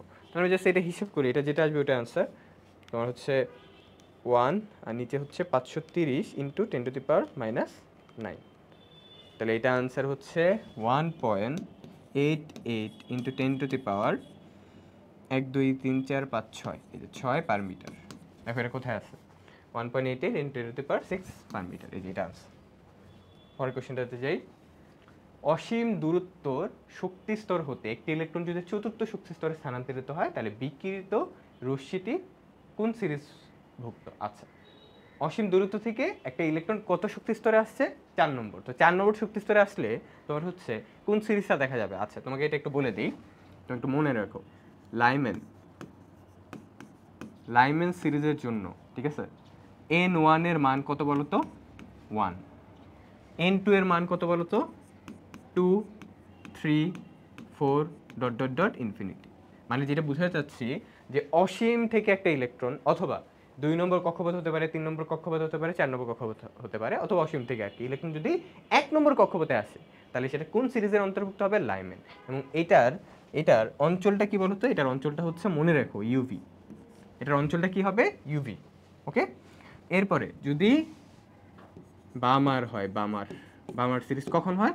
যখন N1 এর মানটা, অর্থাৎ যেই কক্ষপথে আসতেছে ওই কক্ষপথে যদি হয় 2 নম্বর কক্ষপথ, অর্থাৎ 2 নম্বর কক্ষপথে কোনো একটা ইলেকট্রন আসলো, কত নম্বর কক্ষপথ থেকে হতে পারে? সেটা উচ্চ কক্ষপথে হবে, ডেফিনেটলি উচ্চ কক্ষপথে হবে। সেটা কত হবে বলো তো? সেটা হতে পারে 3, হতে পারে 4, মানে 2 এর কাছাকাছি তো 3ই আছে, 3 4 1 আবার হবে না, কারণ উচ্চ কক্ষপথ থেকে হতে হবে। তাই 3 হতে পারে, 4 হতে পারে, ডট ডট ডট ইনফিনিটি। আর তখন যে অঞ্চলটা পাবো সেটা কি বলতো? দৃশ্যমান বা ভিজিবল রে, ঠিক আছে? দৃশ্যমান অঞ্চল। তাহলে এখান থেকে আমরা ভিআর লিখে দিলাম, ভিজিবল রে, ঠিক আছে? দৃশ্যমান রশ্মি। ওকে, এরপরে আবার দেখো লাইমেন বামার, তারপরে প্যাসচেনের ক্ষেত্রে N1 এর মানটা কত হয়? 3। N2 এর মান কত হবে? তাহলে বুঝতে পারতেছো, এবার প্যাটার্নটা ধরে ফেলছো আশা করি। 4 হতে পারে, মানে তার এক বেশি আর কি, 4, আরও এক বেশি 5, আরও এক বেশি 6, ডট ডট ডট ইনফিনিটি। আর তখন কোন অঞ্চল হয়? তখন অঞ্চলটা হয় আইআর। কি? আইআর মানে কি? অবলোহিত। অঞ্চলটা কি? অবলোহিত। ওকে, তা লাইমেন বামার প্যাসচেন, ব্রাকেট লিখি, এরপরে ব্রাকেটের জন্য N1 এর মান কত হবে? 4। এই ব্রাকেটের জন্য সিরিজের কত হবে? 4। আর N2 এর মানটা কত হতে পারে? এটা হতে পারে 5, হতে পারে 6, মানে উচ্চ কক্ষপথ আর কি। 4 এর উচ্চ কক্ষপথ কত? 5 নম্বর, 6 নম্বর, 7, ডট ডট ডট ইনফিনিটি। আর অঞ্চলটা কি হবে? অঞ্চলটা হবে আইআর, এই যে সেম। এরপরে ভাইয়া তোমার হচ্ছে ব্রাকেটের পর ফুন্ডের জন্য N1 এর মান 5, N2 এর মান 5 এর উচ্চ কক্ষপথ কত? 6 হতে পারে, 7 হতে পারে, 8 9, ডট ডট ইনফিনিটি। আর অঞ্চলটা কি হবে? এটাও আইআর। মনে থাকবে এটা আসলে মনে আছে আশা করি। তাহলে লাইমেন সিরিজের জন্য N1 এর মান হয় 1, N2 এর মান কত হতে পারে? 2 3 4 5 6 থেকে ইনফিনিটি।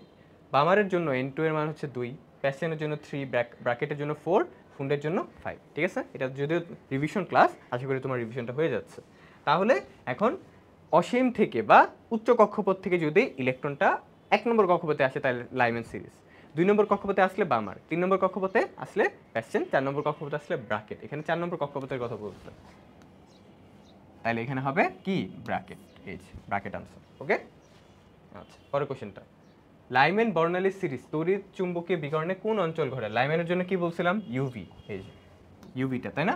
আর বামারের জন্য তো আমরা জানি ভিআর, ভিজিবল রে, দৃশ্যমান অঞ্চল। আর বাকি তিনটা কি? আইআর বা অবলোহিত অঞ্চল।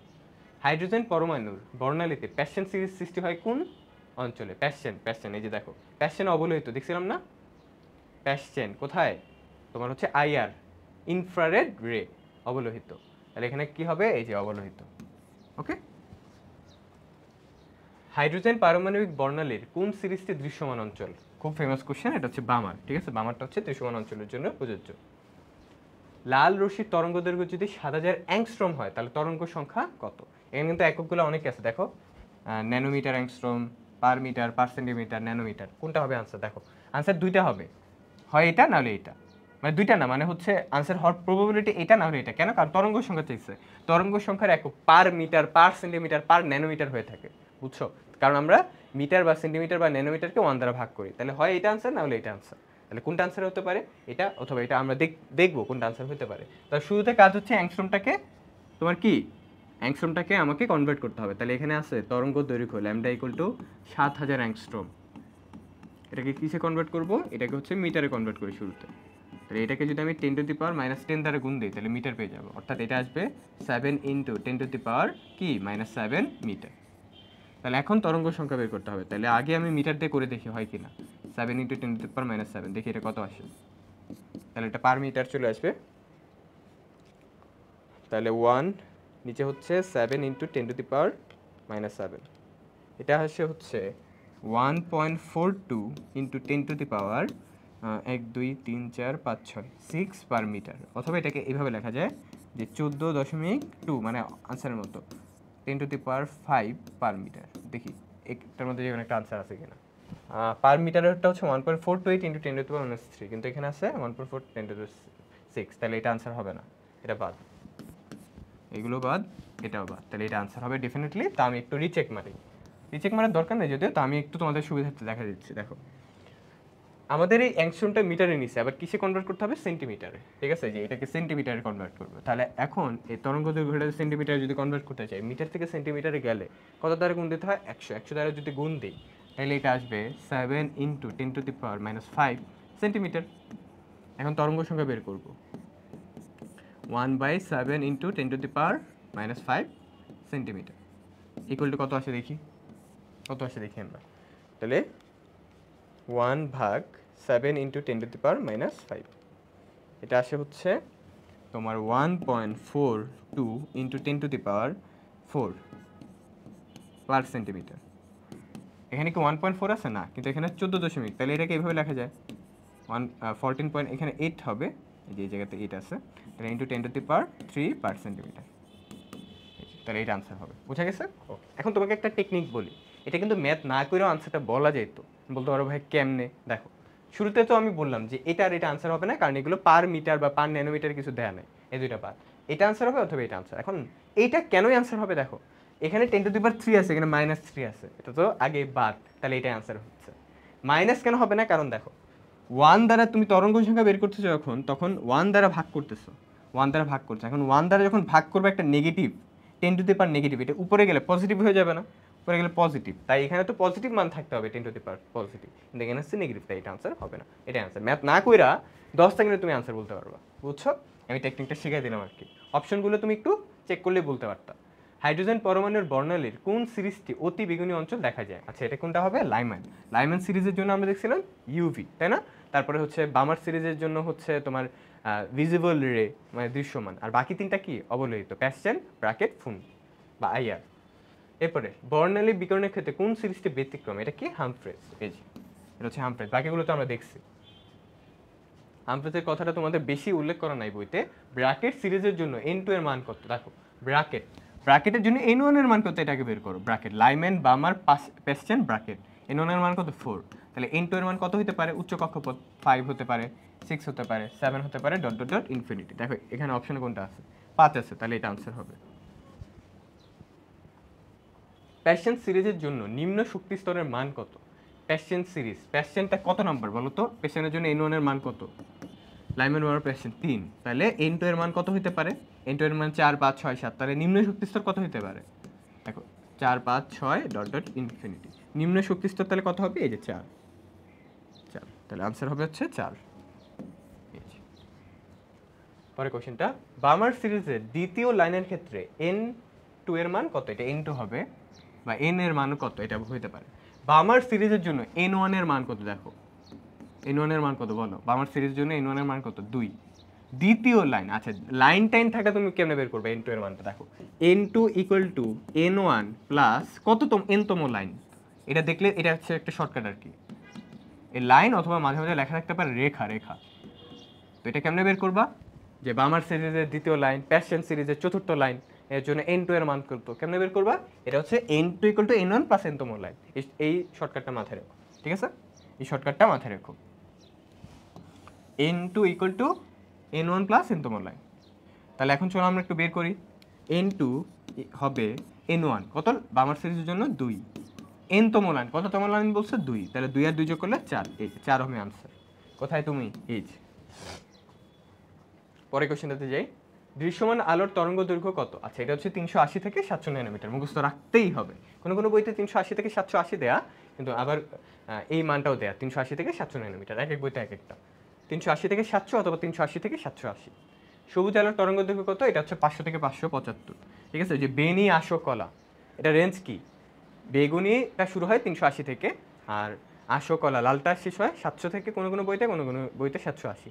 এখন কোনটা রেঞ্জ কত এটা আমাকে মুখস্থ রাখতে হবে। 380 থেকে 424 হচ্ছে বেগুনি, তো 424 থেকে কত, এই জিনিসপাতিগুলো সব আমাদের কি করতে হবে? মাথায় রাখতে হবে, বুঝছো? যে কার তরঙ্গ দৈর্ঘ্য কত। একটা এমসিকিউ যেহেতু আসছে, তোমার বোর্ডেও আসতে পারে, বেগুনির জন্য রেঞ্জ কত, নীলের জন্য কত, আসমানির জন্য কত, এগুলো আমাদের একটু মাথায় রাখা উচিত। ওকে, আসমানি আলোর তরঙ্গ দৈর্ঘ্যের চেয়ে ছোট তরঙ্গ দৈর্ঘ্যের আলোক কোনটা? মানে আসমানের যে তরঙ্গ দৈর্ঘ্য এর থেকে ছোট কোনটা হবে, এটা বুঝবে কেমনে? ওই যে ছন্দটা দ্বারা, বেনি আসহ কলা, সব থেকে বেশি তরঙ্গ দৈর্ঘ্য কার? লালের, এই যে লাল। সব থেকে কম কার? বেগুনি। আচ্ছা এখানে বলছে আসমানির, আর কথা বলছে তাই না? এই যে এটা, এই আসমানির চেয়ে ছোট তরঙ্গ দৈর্ঘ্য কার আছে? নীলের এবং বেগুনির। এখানে নীল আছে, দেখো এই যে নীল আছে, তাহলে নীল হবে আনসার। আসমানির থেকে ছোট কার? নীলের, ঠিক আছে? নীলের থেকে ছোট কার? বেগুনি তরঙ্গ দৈর্ঘ্য, ঠিক আছে? বাম থেকে যতই টানা যাচ্ছে তরঙ্গ দৈর্ঘ্য বাড়তেছে, লালের সব থেকে বেশি পরে কোশ্চেনটা, কোন বর্ণের আলোর শক্তি বেশি? আচ্ছা তাহলে আগেরটা দেখছিল তরঙ্গ দৈর্ঘ্যের কথা, এবার শক্তি। আচ্ছা দেখো এর সাথে সম্পর্কটা কি বলছিলাম না? Equal to hc by lambda. তাহলে যার তরঙ্গ দৈর্ঘ্য কম, এই যে উল্টা সম্পর্ক, মানে E 1 বাই ল্যামডা। যার তরঙ্গ দৈর্ঘ্য কম তার কি শক্তি বেশি? যার তরঙ্গ দৈর্ঘ্য কম তার কি শক্তি বেশি? তাহলে আলোর শক্তি বেশি চাইছে না, তাহলে কার তরঙ্গ দৈর্ঘ্য কম? বেগুনির। সব থেকে কম কার? বেগুনির। বেনি আসো কলা, তাহলে বেগুনির হচ্ছে তরঙ্গ দৈর্ঘ্য সব থেকে কম, তার মানে তার শক্তি কি সব থেকে বেশি, বুঝছো? ওকে, পরের কোশ্চেনটা, বর্ণালী মিতিক বিশ্লেষণ কোনটা? আচ্ছা এটা হচ্ছে নিউক্লিয়ার ম্যাগনেটিক রেজোনেন্স, NMR, ঠিক আছে? এটা একটা মুখস্থবিদ কোশ্চেন। ওয়াইফাইতে কোন অঞ্চলে তড়িৎ চুম্বকীয় বিকিরণ কি ব্যবহৃত হয়? এটা হচ্ছে মাইক্রোওয়েভ, মাথায় রাখো। ওয়াইফাইতে, ওয়্যারলেস ফিডেলিটিতে মাইক্রোওয়েভ কি চুম্বকীয় বিকিরণ কি হয়? ব্যবহৃত হয়। চিকিৎসা বিজ্ঞানে ফিজিওথেরাপিতে কোনটি ব্যবহার করা হয়? চিকিৎসা বিজ্ঞানী, ঠিক আছে? চিকিৎসা বিজ্ঞান, এখানে হচ্ছে তোমার ফিজিওথেরাপিতে আমরা কোনটি ব্যবহার করে থাকি? এটা কি হবে বলো তো আনসার? IR, ইনফ্রারেড রে। ইনফ্রারেডটা কি হয়? ব্যবহার করা হয় চিকিৎসা বিজ্ঞানে ফিজিওথেরাপিতে অবলোহিত। আমরা দেখি রিডবার্গ ধ্রুবক RH এর মান কত? আচ্ছা এটা আমি মনে রাখতাম কিভাবে জানো? RH এর মানটা মনে রাখতাম 10, 9, 6, 7, 8 পার সেন্টিমিটার, এই যেভাবে মনে রাখতাম। দেখি এটা অপশন আছে কিনা। অপশন সব মিটারে আছে তাই না? তাহলে এটাকে মিটারে কনভার্ট করতে হবে। দেখো আমরা যখন সেন্টিমিটার থেকে মিটারে যাই কি করি বলো তো? 100 দ্বারা ভাগ করি, কিন্তু এখানে পার সেন্টিমিটার আছে, তাহলে পার সেন্টিমিটার থেকে পার মিটারে গেলে কি করতে হবে? 100 দ্বারা গুণ দিতে হবে। তাহলে এটা আসবে 10, 9, 6, 7, 8, তারপরে 2টা শূন্য, এই যে 100 দ্বারা গুণ দিলে 2টা শূন্য অ্যাড হবে, তাহলে পার মিটার। তাহলে এটাকে আমি লিখতে পারি 1.09678 ইন্টু 10 টু দি পাওয়ার কত লিখবো? 1 এর পর দশমিক দিছে, তাহলে 1 2 3 4 5 6 7, এই যে দেখো এটা কোথাও আছে কিনা। 7 কোথায় তুমি, এই যে 1.0 9 6 7 8 ইন্টু 10⁻7 পার মিটার, শেষ। সেম রিডবার্গ ধ্রুবক, ওই যে 10 9 6 7 8, এই যে 10 9 6 7 8 পার সেন্টিমিটার। পরের কোশ্চেনটাতে যাই। রেখা বর্ণালীর মাধ্যমে আমরা কি করি? বেসিক্যালি আমরা মৌলগুলোকে আইডেন্টিফাই করতে হেল্প করি রেখা বর্ণালীর মাধ্যমে। আচ্ছা, তরঙ্গ সংখ্যা equal to RH 1/n² - 1/n² এই সমীকরণে প্যাসচেন সিরিজের জন্য n2 এর ন্যূনতম মান কত? আচ্ছা, প্যাসচেন সিরিজের জন্য n1 এর মান কত বলো তো? লাইম্যান বার্মার প্যাসচেন 3 নম্বর, তাহলে n2 কত হতে পারে? n2 হতে পারে 4, উচ্চ কক্ষপথ 5 6, তো ন্যূনতম মান চাইছে, রাইট? ন্যূনতম n2 এর ন্যূনতম, তাহলে এটা কি হবে বলো তো? এই যে 4, এটা হচ্ছে ন্যূনতম মান, তাহলে এটা 4 হবে আনসার, ঠিক আছে? পরের কোশ্চেনটা, ইলেকট্রনের কোনো স্থানান্তর বামার সিরিজের তৃতীয় রেখার উৎপত্তি কারণ। আচ্ছা, বামার সারির তৃতীয় রেখা, তাহলে এখানে n কত হবে আর তোমার হচ্ছে n1 আর n2 কত হবে সেটা বের করতে হবে। আচ্ছা, বামার সিরিজ, তাহলে n1 এর মান কত হবে বলো তো? 2, লাইম্যান বামার 2। n2 এর মান কত হবে? যে শর্টকাটটা শিখাইছিলাম রেখার জন্য, n1 প্লাস nতম লাইন, nতম রেখা, তাহলে এখানে n2টা পেয়ে যাবা। তাইলে n1 কত? 2, nতম তৃতীয় রেখা 3 5, তাহলে এটা আসলে 5 নম্বর কক্ষপথ থেকে কোথায় গেছে? 2 নম্বর কক্ষপথে, এই যে। তাহলে n5 থেকে n2, এই যে n5 থেকে n2, বুঝতে পারছো উৎপত্তি কারণ? কারণ পঞ্চম কক্ষপথ থেকে 2 নম্বর কক্ষপথে আসছে, বামার সিরিজে আসছে, তাই এখানে 3টা লাইন এখানে কি হয়েছে? উৎপন্ন হয়েছে, তৃতীয় রেখা। ইলেকট্রনের n = 3 থেকে n2 ধাপে স্থানান্তর হলে হাইড্রোজেন পরমাণু থেকে নির্গত বর্ণালীর সিরিজটি হবে। আচ্ছা, কোন জায়গায় গেছে? 2তে গেছে, তো 2তে গেলে এটা বামার সিরিজ হবে, রাইট? যে 2তে গেলে বামার সিরিজ, 3-এ গেলে প্যাসচেন, 4-এ গেলে ব্র্যাকেট। হাইড্রোজেন পরমাণুর বর্ণালীতে প্যাসচেন সিরিজের জন্য সর্বোচ্চ তরঙ্গ সংখ্যা কত? কি চাইছে? সর্বোচ্চ তরঙ্গ সংখ্যা। আচ্ছা, সর্বোচ্চ কি? তরঙ্গ সংখ্যা। আচ্ছা, এখন এইটা আমার জন্য খুব ইম্পর্টেন্ট একটা কোশ্চেন, বুঝছো? তোমাকে আমি একটা টেকনিক বলে দিই, এটা জাস্ট মাথায় রাখবা, তুমি এই টাইপের কোশ্চেনগুলো সলভ করতে পারবে, এগুলো অ্যাডমিশনে আসে। তরঙ্গ সংখ্যা ম্যাক্সিমাম তখনই হবে, তরঙ্গ সংখ্যাটা, এই যে তরঙ্গ সংখ্যাটা ম্যাক্সিমাম তখনই হবে যখন ল্যামডা হবে মিনিমাম। ল্যামডা কি হবে? মিনিমাম হবে। এবং এটা তো আমরা জানি যে তরঙ্গ সংখ্যা ম্যাক্সিমাম হলে তরঙ্গ দৈর্ঘ্য কম হতে হয়, এবং n1টা তো থাকে ফিক্সড, কারণ যে সিরিজের কথা বলবে n1 ফিক্স, আর n2 এর মানটা হবে ইনফিনিটি। অর্থাৎ তরঙ্গ সংখ্যা সর্বোচ্চ হবে তখনই যখন তরঙ্গ দৈর্ঘ্যটা কম এবং সাথে n1টা ফিক্স এবং n2টা কি? ইনফিনিটি। n1 n2 কেন আসলো? কারণ দেখো, তুমি তরঙ্গ সংখ্যার সূত্র পড়ছো না? এই যে তরঙ্গ সংখ্যা ইকুয়াল টু তোমার হচ্ছে RH, তরঙ্গ সংখ্যা মানে তো 1/λ, RH 1/n1² - n2²।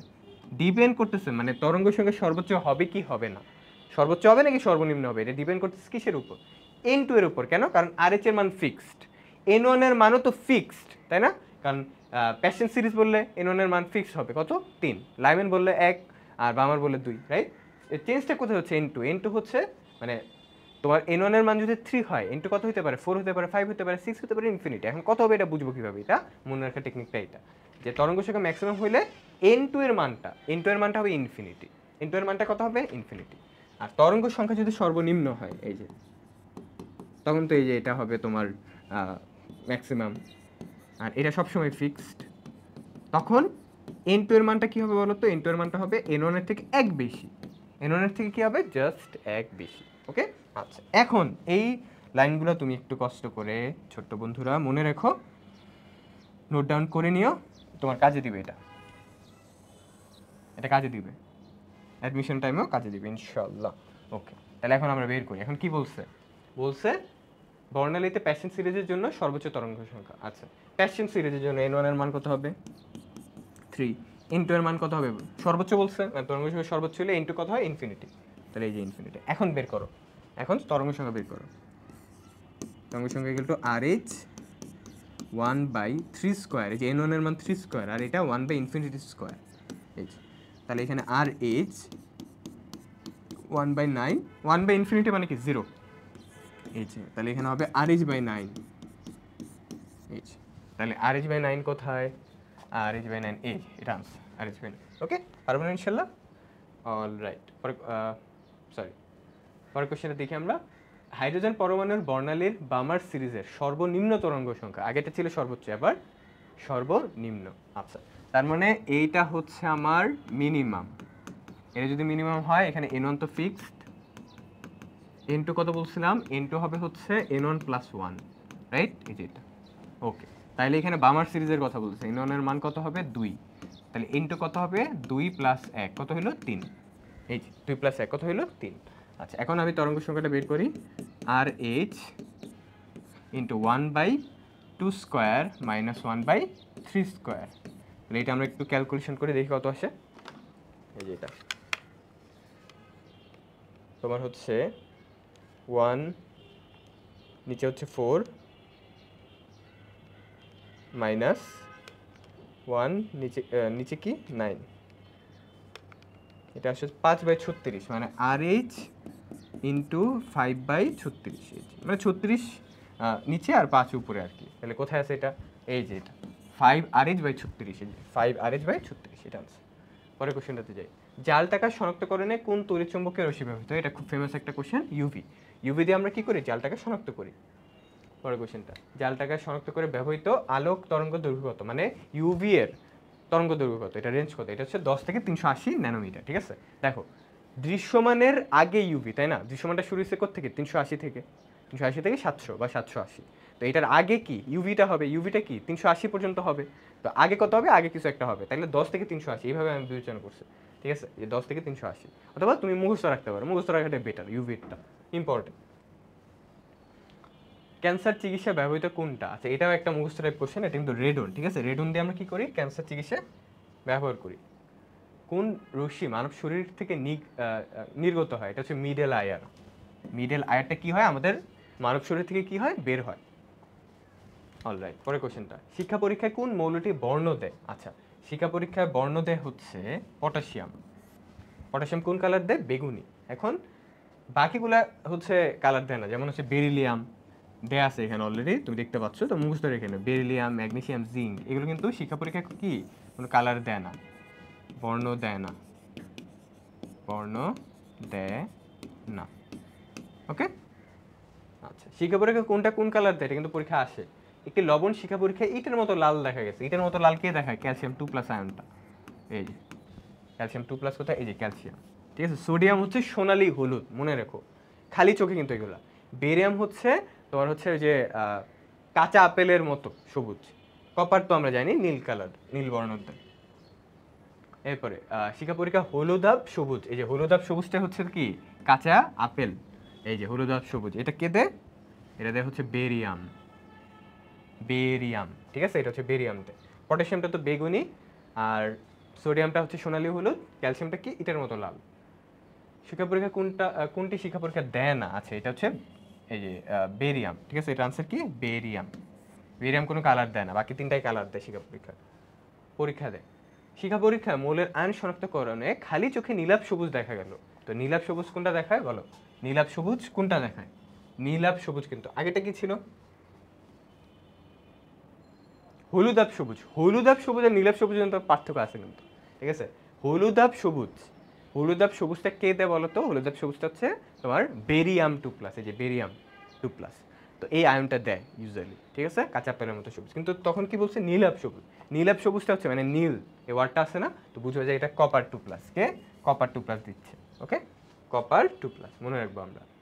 সোনালী হলুদ, এটা তো বললাম সোডিয়াম, সোডিয়াম সোনালী হলুদ। আচ্ছা, আমরা দেখি কোবাল্ট কাচের মধ্য দিয়ে ক্রিমসন লাল দেখা যায় কোনটি? আচ্ছা, আগে আগে যেগুলো পড়ছে সেগুলো কিন্তু সব খালি চোখে, নর্মালি মেনশন করা নাই, তো মেনশন করা না থাকলে খালি চোখে বুঝবো। আর কোবাল্ট গ্লাসটা আসলে তোমাকে মেনশন করে দেয়া থাকবে। তো কোবাল্ট কাচের মধ্যে ক্রিমসন লাল, বা আসলে গোলাপি লালও লেখা থাকে কোনো কোনো জায়গায়, গোলাপি লাল, গোলাপি লাল। এটা আসলে দেখা যায় কোনটা, এটা হচ্ছে পটাশিয়াম প্লাসটা আর কি, পটাশিয়ামটা, যেটা বেগুনি কালার আসলে খালি চোখে দেখা যেত, সেটা যদি তুমি কোবাল্ট গ্লাস পরে দেখো তাহলে এটার কালার গোলাপি লাল অথবা ক্রিমজন লাল দেখা যাবে, ঠিক আছে? ওকে, পরের কোশ্চেনটাতে যাই। 150 গ্রাম সম্পৃক্ত দ্রবণে 50 গ্রাম দ্রবীভূত থাকলে ওই দ্রবের দ্রাব্যতা কত? তাহলে দেখো, দ্রাব্যতা বা এস, সলিবিলিটি, এটা বের করার সূত্রটা হচ্ছে তোমার হচ্ছে ছোট হাতের এম নিচে বড় হাতের m/m। এখানে কোনটা কি, এটা মানে বোঝায় দ্রব, এমটাও সেম, আর বড় হাতের এমটা দ্রবণ বুঝাচ্ছে। তাহলে জাস্ট আমরা এটা ক্যালকুলেট করব। তাহলে ছোটদের এম এর মান কত, যে 50 গ্রাম দ্রব বলে দিছে না, তাহলে এটা 50 হবে। আর দ্রবণ কতটুকু, যে 150 গ্রাম সম্পৃক্ত দ্রবণ, তাহলে এই যে 150 মাইনাস 50, তাহলে এটা কত আসবে দেখো, এটা কত আসবে আমরা একটু দেখি। ইনটু 100% হবে ডেফিনেটলি, ইনটু 100%, এই যে এটা এখানে ইনটু 100 দিও, তাহলে দেখি এটা কত আসে। 50 নিচে হচ্ছে 150 মাইনাস 50, এটা ডেফিনেটলি 50 আসবে, হ্যাঁ 50, তাহলে এটা হচ্ছে 50 আনসার। ওকে, পরবর্তী কোশ্চেনটা। 50 ডিগ্রি সেলসিয়াস তাপমাত্রায় পটাশিয়াম নাইট্রেটের 100 গ্রাম সম্পৃক্ত, এটা সম্পৃক্ত হবে, সম্পৃক্ত, সম্পৃক্ত সম্পৃক্ত দ্রবণকে বাষ্পীভূত করলে 50 গ্রাম অবশেষ পাওয়া যায়। তাহলে ওই তাপমাত্রায় পটাশিয়াম নাইট্রেটের দ্রাব্যতা কত? 50 গ্রাম অবশেষ মানে ওইটা হচ্ছে দ্রবটা আর কি। তাহলে পটাশিয়াম নাইট্রেটের দ্রাব্যতা কত? সেম, আমরা উপরে হচ্ছে দ্রবটা কত দেওয়া আছে, 50 গ্রাম, আর দ্রবণ কতটুকু, 100 গ্রাম, তাহলে নিচে 100, তাহলে 100 মাইনাস 50, তাহলে এটা যদি আমরা করি তাহলে দেখবো এটা আসবে 100, যে ইন্টু 100 দিতে হবে, তাহলে এটা আসবে কত, 100, তাহলে এই যে 100 হচ্ছে আমাদের আনসার। ঠিক আছে, জাস্ট সলিউবিলিটির বা দ্রাব্যতার সূত্র বসাইলে আমরা হচ্ছে বের করতে পারবো। তো এটা তো এমসিকিউর জন্য, এমসিকিউর জন্য অতটা প্যাঁচায় না, সিকিউর জন্য হয়তো দেখছো যে তাপমাত্রা পরিবর্তন করে দেয়, প্যাঁচায় একটু, কিন্তু তোমার হচ্ছে এমসিকিউতে খুব একটা প্যাঁচায় না, জাস্ট নর্মাল সূত্র দিয়ে আমরা করলেই আনসারগুলো বের করতে পারতেছি। 30 ডিগ্রি সেলসিয়াস তাপমাত্রায় 200 গ্রাম সম্পৃক্ত দ্রবণে 18 গ্রাম দ্রব দ্রবীভূত থাকলে দ্রবণটার দ্রাব্যতা কত? তাহলে দ্রাব্যতা যেহেতু বের করতে হবে, তাহলে আবার এস ইকুয়াল টু উপরে হচ্ছে কি, উপরে হচ্ছে দ্রব যেটা হচ্ছে 18, নিচে হচ্ছে দ্রবণ মাইনাস দ্রব ইন্টু 100। তো এটা আমরা ক্যালকুলেশন করি, দেখি কত আসে। এটা হচ্ছে আমরা ক্যালকুলেট করি, তোমার হচ্ছে 18 নিচে হচ্ছে 200 মাইনাস 18, তাহলে এটা আসছে হচ্ছে তোমার 9.89। তো এখানে কি 9.89 আসছে? নাই, কিন্তু 9.89 এর ক্লোজ কোনটা, এই যে 9.5, তাহলে এটা হবে আনসার। ওকে, এটা হচ্ছে ক্লোজ। পরেরটা, 25 ডিগ্রি সেলসিয়াস তাপমাত্রা 150 গ্রাম সম্পৃক্ত দ্রবণে 50 গ্রাম দ্রবীভূত থাকলে দ্রব্যের দ্রাব্যতা। দেখছো একই টাইপের ম্যাথ সব।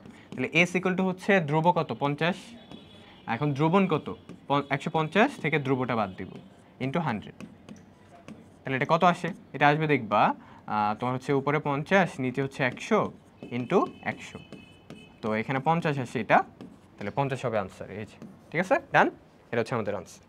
পরের কোশ্চেনটা,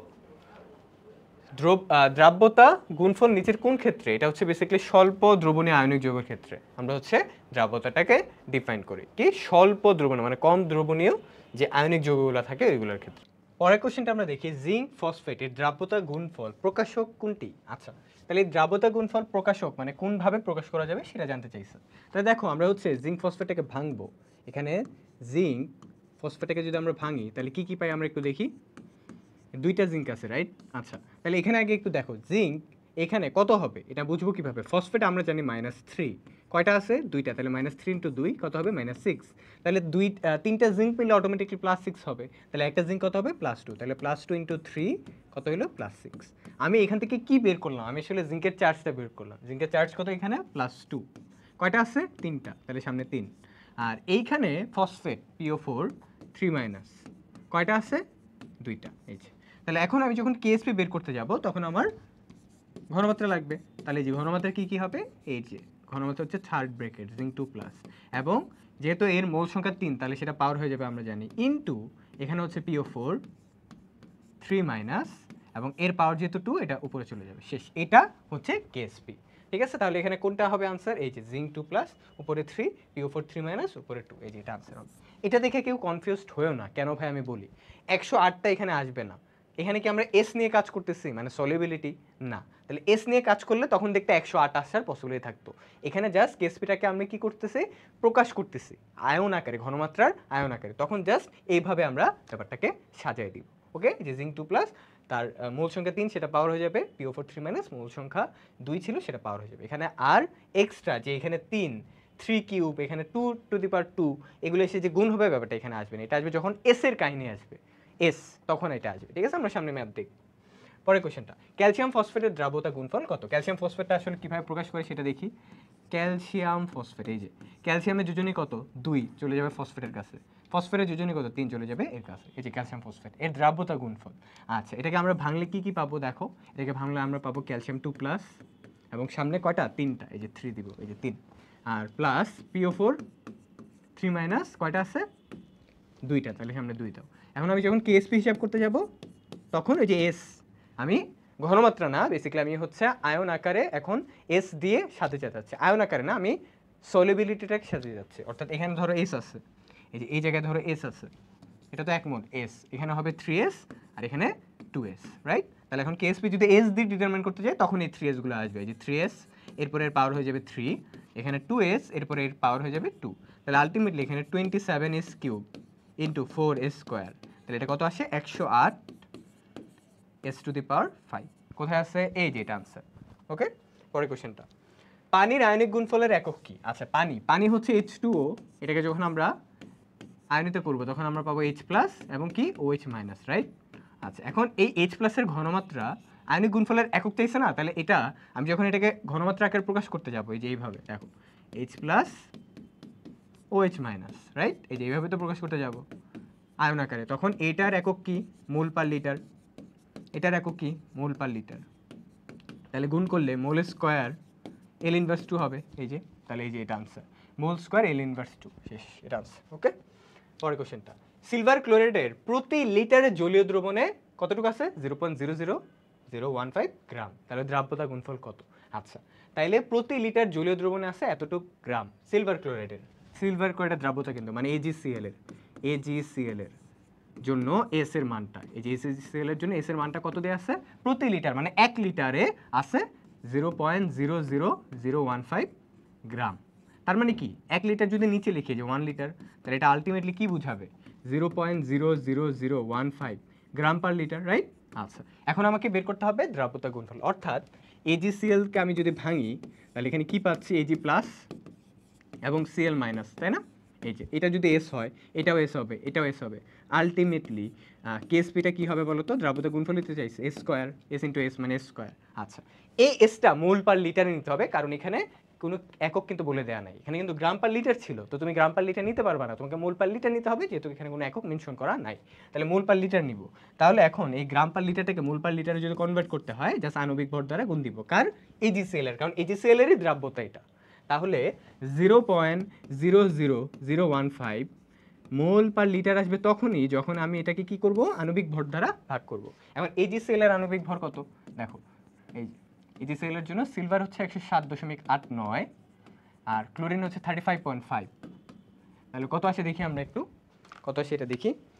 107.89 প্লাস 35.5, এটা আসে 143.39, 143.39, এই যে এটা এখানে বসাবো 39, তাহলে এখানে কত আসে দেখি আমরা, 0.00015 প্লাস 143.39, তাহলে এটা আসে 1.046 into 10 to the power minus 6, এই যে, তাহলে এখানে এস স্কোয়ার, এই যে 1.046 into 10 to the power minus 6 square, তাহলে দেখি এটা কত আসে, এই যে, তাহলে এটা আসবে 1.094 into 10 to the power minus 12, এই যে, তা দেখো এটা কোথায় আছে, মানে 1.09 মানে তো 1.1 into 10 to the power minus 12, এই যে এখানে আছে, এটা আনসার হবে।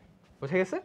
পরের কোয়েশ্চনটাতে যাই, ক্যালসিয়াম ফ্লোরাইডের সম্পৃক্ত জলীয় দ্রবণে ফ্লোরাইড আয়নের ঘনমাত্রা দেয়া আছে, ক্যালসিয়াম ফ্লোরাইডের দ্রাব্যতা গুণফল কত? দেখো এখানেও কিন্তু গ্রাম পার লিটার, তার মানে মোল পার লিটার নিতে হবে। তার আগে একটু ভালো করে বুঝো, ক্যালসিয়াম ফ্লোরাইড, এই যে এটার সম্পৃক্ত জলীয় দ্রবণে কার কথা বলছে? ফ্লোরাইড আয়ন, এই যে ফ্লোরাইড আয়ন মানে এইটা 2F মাইনাসের ঘনমাত্রা এত, এই যে 2F মাইনাসের টোটাল ঘনমাত্রা দেয়া আছে এত 0.00655, এই যে, তাহলে আমি এটাকে কিসে কনভার্ট করবো বলো তো?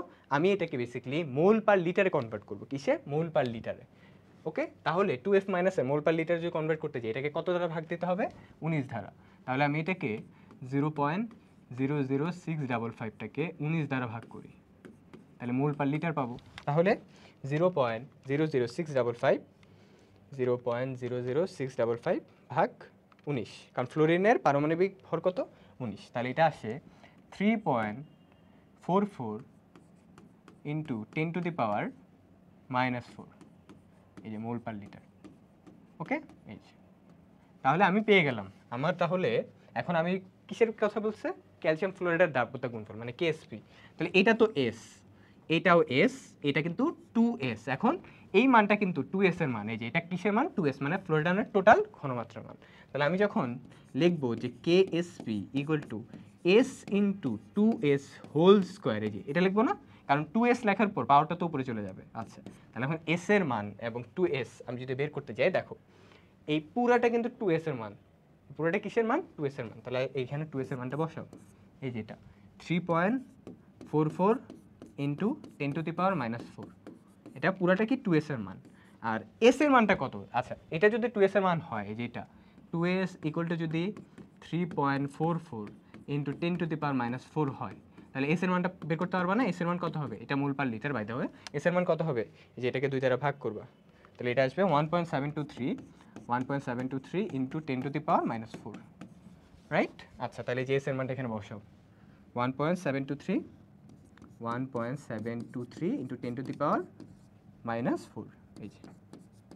তাহলে এখন ক্যালকুলেশন করো, বুঝা গেছে? এই ফ্লোরাইড আয়নের ঘনমাত্রা টোটাল মোট কিন্তু এত, এটাকে মোল পার লিটার নিছে, এই যে এত আসছে, এটা কিন্তু 2s এর মান, বাই দ্য ওয়ে, যে 2s আস্তটার মান, কারণ 2f মাইনাস টোটাল ঘনমাত্রা। আর s এরটা তো আমি জানি না, s এরটা বের করে নিছি যে 2s এর মান এত হলে s এর মান এত হবে।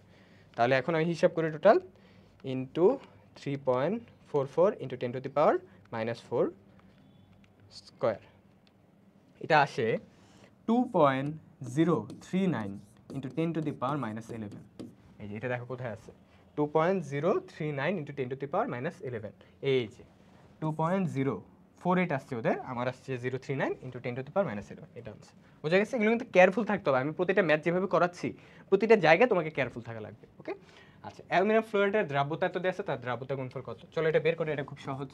অ্যালুমিনিয়াম ফ্লোরাইড, তাহলে এই দ্রাব্যতায় একে আগে ভাঙি, তাহলে অ্যালুমিনিয়াম 3+ পাবো আর 3f মাইনাস পাবো, তাহলে এটা যদি s হয় তাহলে এটাও s, এটা 3s।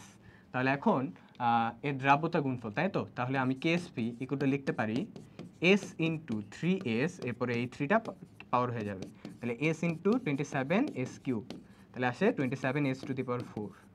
এখন অ্যালুমিনিয়াম ফ্লোরাইডের দ্রাব্যতা তো দেয়া আছে, এই যে এটা কিসের মান? এটা আসলে s এর মান, এটা কিসের মান? s এর মান, তাই না? এই দ্রাব্যতাটা, তাহলে s এর মানটা বসাই 27 ইন্টু তোমার কত এখানে 0.0002, 3টা 02, তারপর এটার উপরে পাওয়ার 4, তাই যেটা আসবে ওটা আনসার আর কি। তাহলে 27 ইন্টু 0.0002 টু দি পাওয়ার 4। আমার করার সময় কিন্তু তোমরাও করবা, ঠিক আছে? কারণ তাহলে তোমার প্র্যাকটিস হবে, শুধু দেখে ফেললে হবে না, মানে আমি করতেছি তুমি দেখতেছো, ব্যাপারটা এরকম না, ঠিক আছে? তাহলে এটা হচ্ছে আমার আনসার। তাহলে কোথায় আছে এটা, কোথায় আছো তুমি? 4.3 ইন্টু 10⁻⁻14, এই যে আচ্ছা, ঠিক আছে? আমি করার সময় তুমি অবশ্যই করবা, ঠিক আছে? আচ্ছা, তাহলে পরে এমসিকিউতে যাই। AB equal to A plus B প্লাসের আয়নিক গুণফল কী হবে? আচ্ছা, এটা তো খুব সহজ, এই যে A হবে প্লাস, এটার মূল সংখ্যা কিছু আছে? নাই, তাহলে এটা উপরে গেলে 1, আর এই যে এটা তো আমরা অলরেডি দেখছি এই টাইপের, এই যে এটাই হবে তার আয়নিক গুণফল।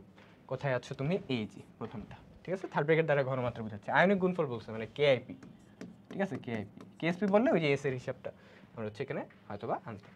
XYZ এর দ্রাব্যতার ক্ষেত্রে কোনটি সঠিক? আচ্ছা, XY যোগের দ্রাব্যতা নট দ্রাব্যতার গুণফল, ঠিক আছে? দ্রাব্যতা, তাহলে XY কে আমি যদি ভাঙি, ধরো এটা হচ্ছে X প্লাস আর এটা কি Y মাইনাস, রাইট? তাহলে এটা যদি S হয়, এটাও S, এটাও S, তাহলে KSP ইকুয়াল টু এই যে S ইন্টু S মানে কি S স্কোয়ার। তাহলে দ্রাব্যতা কি হবে? দ্রাব্যতা হবে S ইকুয়াল টু √KSP, তাই না? S ইকুয়াল টু √KSP, কোথায় আছে S ইকুয়াল টু √KSP? এই যে এটা আনসার। দ্রাব্যতা চাইছে না, এই যে দেখো দ্রাব্যতার ক্ষেত্রে কোনটা সঠিক, এই যে, তাহলে S ইকুয়াল টু √KSP। পরের কোশ্চেনটাতে যাই। X2Y3 লবণের দ্রাব্যতার গুণফল এর একক কি? একক চাইছে, একক। আচ্ছা, তাহলে মূল পার লিটারে নিতে হবে, এটা বোঝা গেছে। তাহলে X2Y3 এটাকে যদি আমি ভাঙি তাহলে কি হবে? ডেফিনেটলি এখানে X আর এখানে হচ্ছে Y, কিন্তু কথা হচ্ছে কার চার্জ কত? দেখো চার্জটাও একটু বের করে শিখাই তোমাকে। ওর যোজনী কিন্তু ওর কাছে চলে গেছে, মানে এক্স এর যোজনী 3 চলে গেছে ওয়াই এর কাছে, ওয়াই এর যোজনী 2 চলে গেছে ওর কাছে, তার মানে ওর চার্জ কত হতে পারে? +3, +3 ইন্টু 2 কত হবে? +6, এটা -2 ইন্টু 3 কত হবে? -6। মানে দেখো একটা যোগের টোটাল যার মান 0, কেমনে? এটা +6 এটা -6, 0 হয়ে গেল। এটার জন্য +3, এক্স এর জন্য চার্জ কত? +3, এই যে কয়টা আছে? এটা 2টা। ওয়াই এর জন্য চার্জ কত? -2 বা 2 কয়টা আছে? 3টা, এই যে। তাহলে আমি যদি কেএসপিটা বের করতে চাই তাহলে কীরকম হবে দেখে নাও আগে। এটা হবে 2s তারপর পাওয়ার 2, আর এটা হবে হচ্ছে 3s তারপর পাওয়ার হচ্ছে কিউব। তাহলে এখানে হচ্ছে 4s square into 27 S Q, তাহলে এটা কত আসে? এটা আসে 108 এস টু দি পাওয়ার 5। আচ্ছা, এখন একক বের করতে হবে না, এককটা তো পুরো 108 এর সাথে তো কোনো কানেকশন নাই, এটা দিয়ে এককটা বের করতে হবে, রাইট? তাহলে এখন মোল পার লিটার, এটাই তো একক, এটাকে 5 দিব, তাহলে এখানে আসবে মোল two the power 5 L inverse 5। এটা কোথায় আছে দেখো, মোল two the power 5 L inverse 5, এই যে এটা আনসার। বুঝা গেছে? ওকে, পরের কোশ্চেনটাতে যাই। এজি, এটার নাম সিলভার ক্রোমেট, বুঝছো? সিলভার ক্রোমেটের দ্রাব্যতা এস হলে দ্রাব্যতার গুণফল কত? আচ্ছা, এটাকে আগে ভাঙা লাগবে, দেখো এটাকে আগে ভাঙা লাগবে। এই যে মনে রাখবে, এই ক্রোমেটটা আছে না, ক্রোমেট, এটা চার্জ কত জানো তোমরা? এই পুরাটার চার্জ হচ্ছে -1। কত? -1। সরি, পুরাটার চার্জ হচ্ছে, সরি, -2। এটার নাম ক্রোমেট। ক্রোমেটের চার্জ কত লিখলাম? -2। মনে রেখো, এটা ক্রোমেটের চার্জ কত? -2। আচ্ছা, সিলভার কত? একটার জন্য +1, দুইটার জন্য কত হবে? +1 × 2 + 2। এই তাহলে +2 আর -2 0, কাটাকাটি। এটাকে যদি জলীয় দ্রবণে নাও তাহলে কি কি পাবে দেখো, Ag+, মানে সিলভারের জারণ মান তো +1, তাহলে Ag+ লেখো, কয়টা আছে? দুইটা, তাহলে সামনে 2 প্লাস, এটা তো ক্রোমেট, এটার চার্জ কি? -2, এই যে CrO4 2-। এখন দ্রাব্যতার গুণফল বের করতে হবে, অর্থাৎ কেএসপি। কেএসপি বের করার জন্য প্রথমে দেখো, এটা কিন্তু 2s আর এটা কি s, তাহলে এখানে লিখবো 2s পাওয়ার হবে ইন্টু s, তাহলে এটা আসে 4s² ইন্টু s, তাহলে আলটিমেটলি কত আসে? 4s³। 4s³ কোথায় তুমি? এই যে এটা আনসার। ওকে, পরের কোশ্চেনটাতে যাই। AB2 এর যৌগের দ্রাব্যতার গুণফল এত, তাহলে দ্রাব্যতা কত? AB2 এর যৌগের দ্রাব্যতার গুণফল দেওয়া আছে, দ্রাব্যতা কত? তাহলে AB2টা আমি যদি ভাঙি তাহলে কি পাবো দেখো, এর যোজন কিন্তু বি এর কাছে চলে গেছে, তার মানে এর চার্জও কিন্তু কত? +2, তাহলে এ হবে 2+। আর বি এর চার্জ কত হবে? বি এর যোজনী 1 চলে গেছে এর কাছে, তার মানে এটা চার্জ -1। কয়টা আছে? -1 তো লেখা দরকার না, মাইনাস লিখতে হয়। কয়টা আছে? দুইটা, তাহলে 2 লেখো। আচ্ছা, এখন আমরা জানি, আচ্ছা এখন যদি দ্রাব্যতা লিখতে যাই তাহলে এটা এস 1 মোল, এটা 1 মোল এস, এটা 2s, তাহলে KSP equal to S into 2s, তারপর এখানে স্কোয়ার, তাহলে এটা কত আসে? এস ইন্টু 4s², আলটিমেটলি এটা 4s³ আসবে, তাই তো? তাহলে আমার বের করতে হবে দ্রাব্যতা, তাহলে কেএসপির মান দেওয়া আছে কত দেখো, 1.7 ইন্টু 10 টু দি পাওয়ার -12, তাহলে এস কত হবে?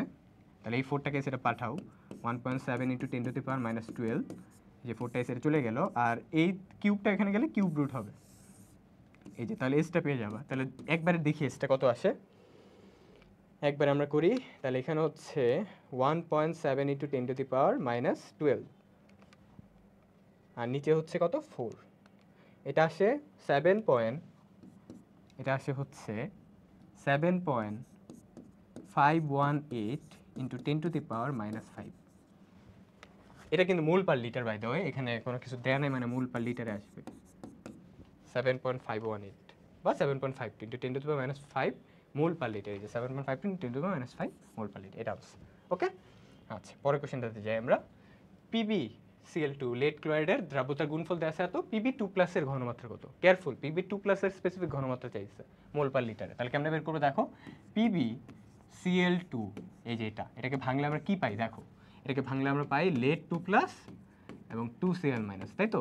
আচ্ছা, তাহলে এখন আসলে লেড 2+ এর ঘনমাত্রা বের করতে হবে, এটা 1 মোল S, এটাও কিন্তু 1 মোল S, এটা কিন্তু 2 মোল 2s। আচ্ছা, এখন আমার বের করতে হবে লেড 2+ এর ঘনমাত্রা, মানে এস এর মান বের করতে হবে। কিসের মান? এই যে এসটা, এস এর মান পাইলে আমরা আমাদের আনসারটা পেয়ে যাচ্ছি। তাহলে আমরা কেএসপি ইকুয়াল টু কি লিখবো তাইলে, এস ইন্টু 2s, তারপর এখানে স্কোয়ার, তাহলে আলটিমেটলি এটা আসে এস ইন্টু 4s², মানে কি 4s³। আর এই কেএসপির মানটা বসে কত দিয়ে আছে?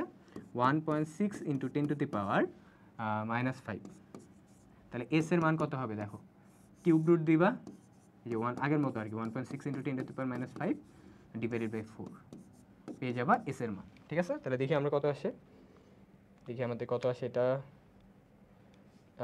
1.6 ইন্টু 10 টু দি পাওয়ার -5, আর নিচে হচ্ছে 4, 0.0158, 0.0158, 0.0158, এটাকে লেখা যায় আসলে 0.016 আর কি, যে এটার মতো।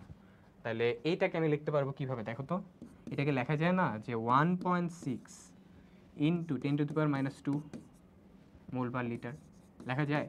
কারণ একই কথা না, 0.016 যা কথা, 1.6 ইন্টু 10 টু দি পাওয়ার -2 একই কথা না? তাহলে এই যে এটা আনসার হবে। ঠিক আছে?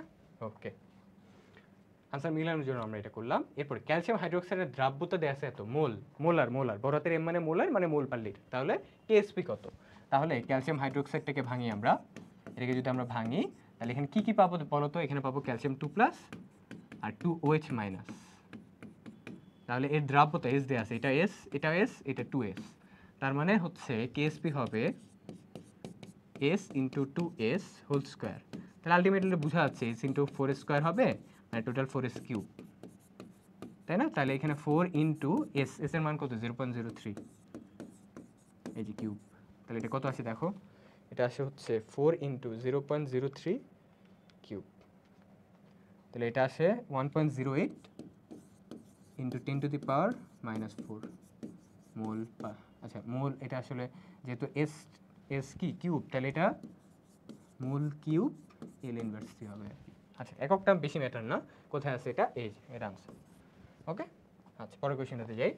এবি 3 এর যোগের দ্রাব্যতা গুণফল দেয়া আছে এত, দ্রাব্যতা কত? আচ্ছা একই টাইপের ম্যাথ আর কি। তাহলে এবি 3টাকে আমি প্রথমে ভাঙাবো, আমি বারবার যোগও দেখাচ্ছি আবার সংকেতও দেখাচ্ছি যাতে তুমি পরীক্ষার হলে যে কোনো একটা দিলে পারো ইনশাল্লাহ। তাহলে এখানে এর চার্জ হচ্ছে 3 প্লাস হবে, বোঝা যাচ্ছে, কারণ এর যোজনই চলে গেছে ওর কাছে। বি এর চার্জ তাহলে -1 হবে, বি এর যোজন চলে গেছে ওর কাছে আর 3টা আছে। তাহলে এখানে দ্রাব্যতা বের করতে বলছো, তাই না? তাহলে এটা এস, এটা এস, এটা 3S। তাহলে আমরা কে SP ইকুয়াল টু লিখতে পারি S ইন্টু 3S, এখানে কি হবে? কিউব হবে। তাহলে এটা কত হবে? S ইন্টু 27S কিউব, মানে 27S টু দি পাওয়ার 4। কেএসপির মানটা দেওয়া আছে কোথায়? যেটা 1.7 ইন্টু 10 টু দি পাওয়ার -12। এখন আমি যদি এসটা বের করতে চাই তাহলে দেখো একটু ভালো করে, এখানে 4 হবে, এই পাওয়ার 4টা এই যে তোমার হচ্ছে √4 হয়ে যাবে, আর এখানে হচ্ছে 1.7 ইন্টু 10 টু দি পাওয়ার -12 আর 27টা নিচে ভাগ হয়ে যাবে। দেখো এটা কত আসে তোমার, এই যে এখানে হচ্ছে 4 আর এখানে হচ্ছে উপরে থাকবে কত? 1.7 ইন্টু 10 টু দি পাওয়ার -12 আর নিচে কত? নিচে হচ্ছে 27।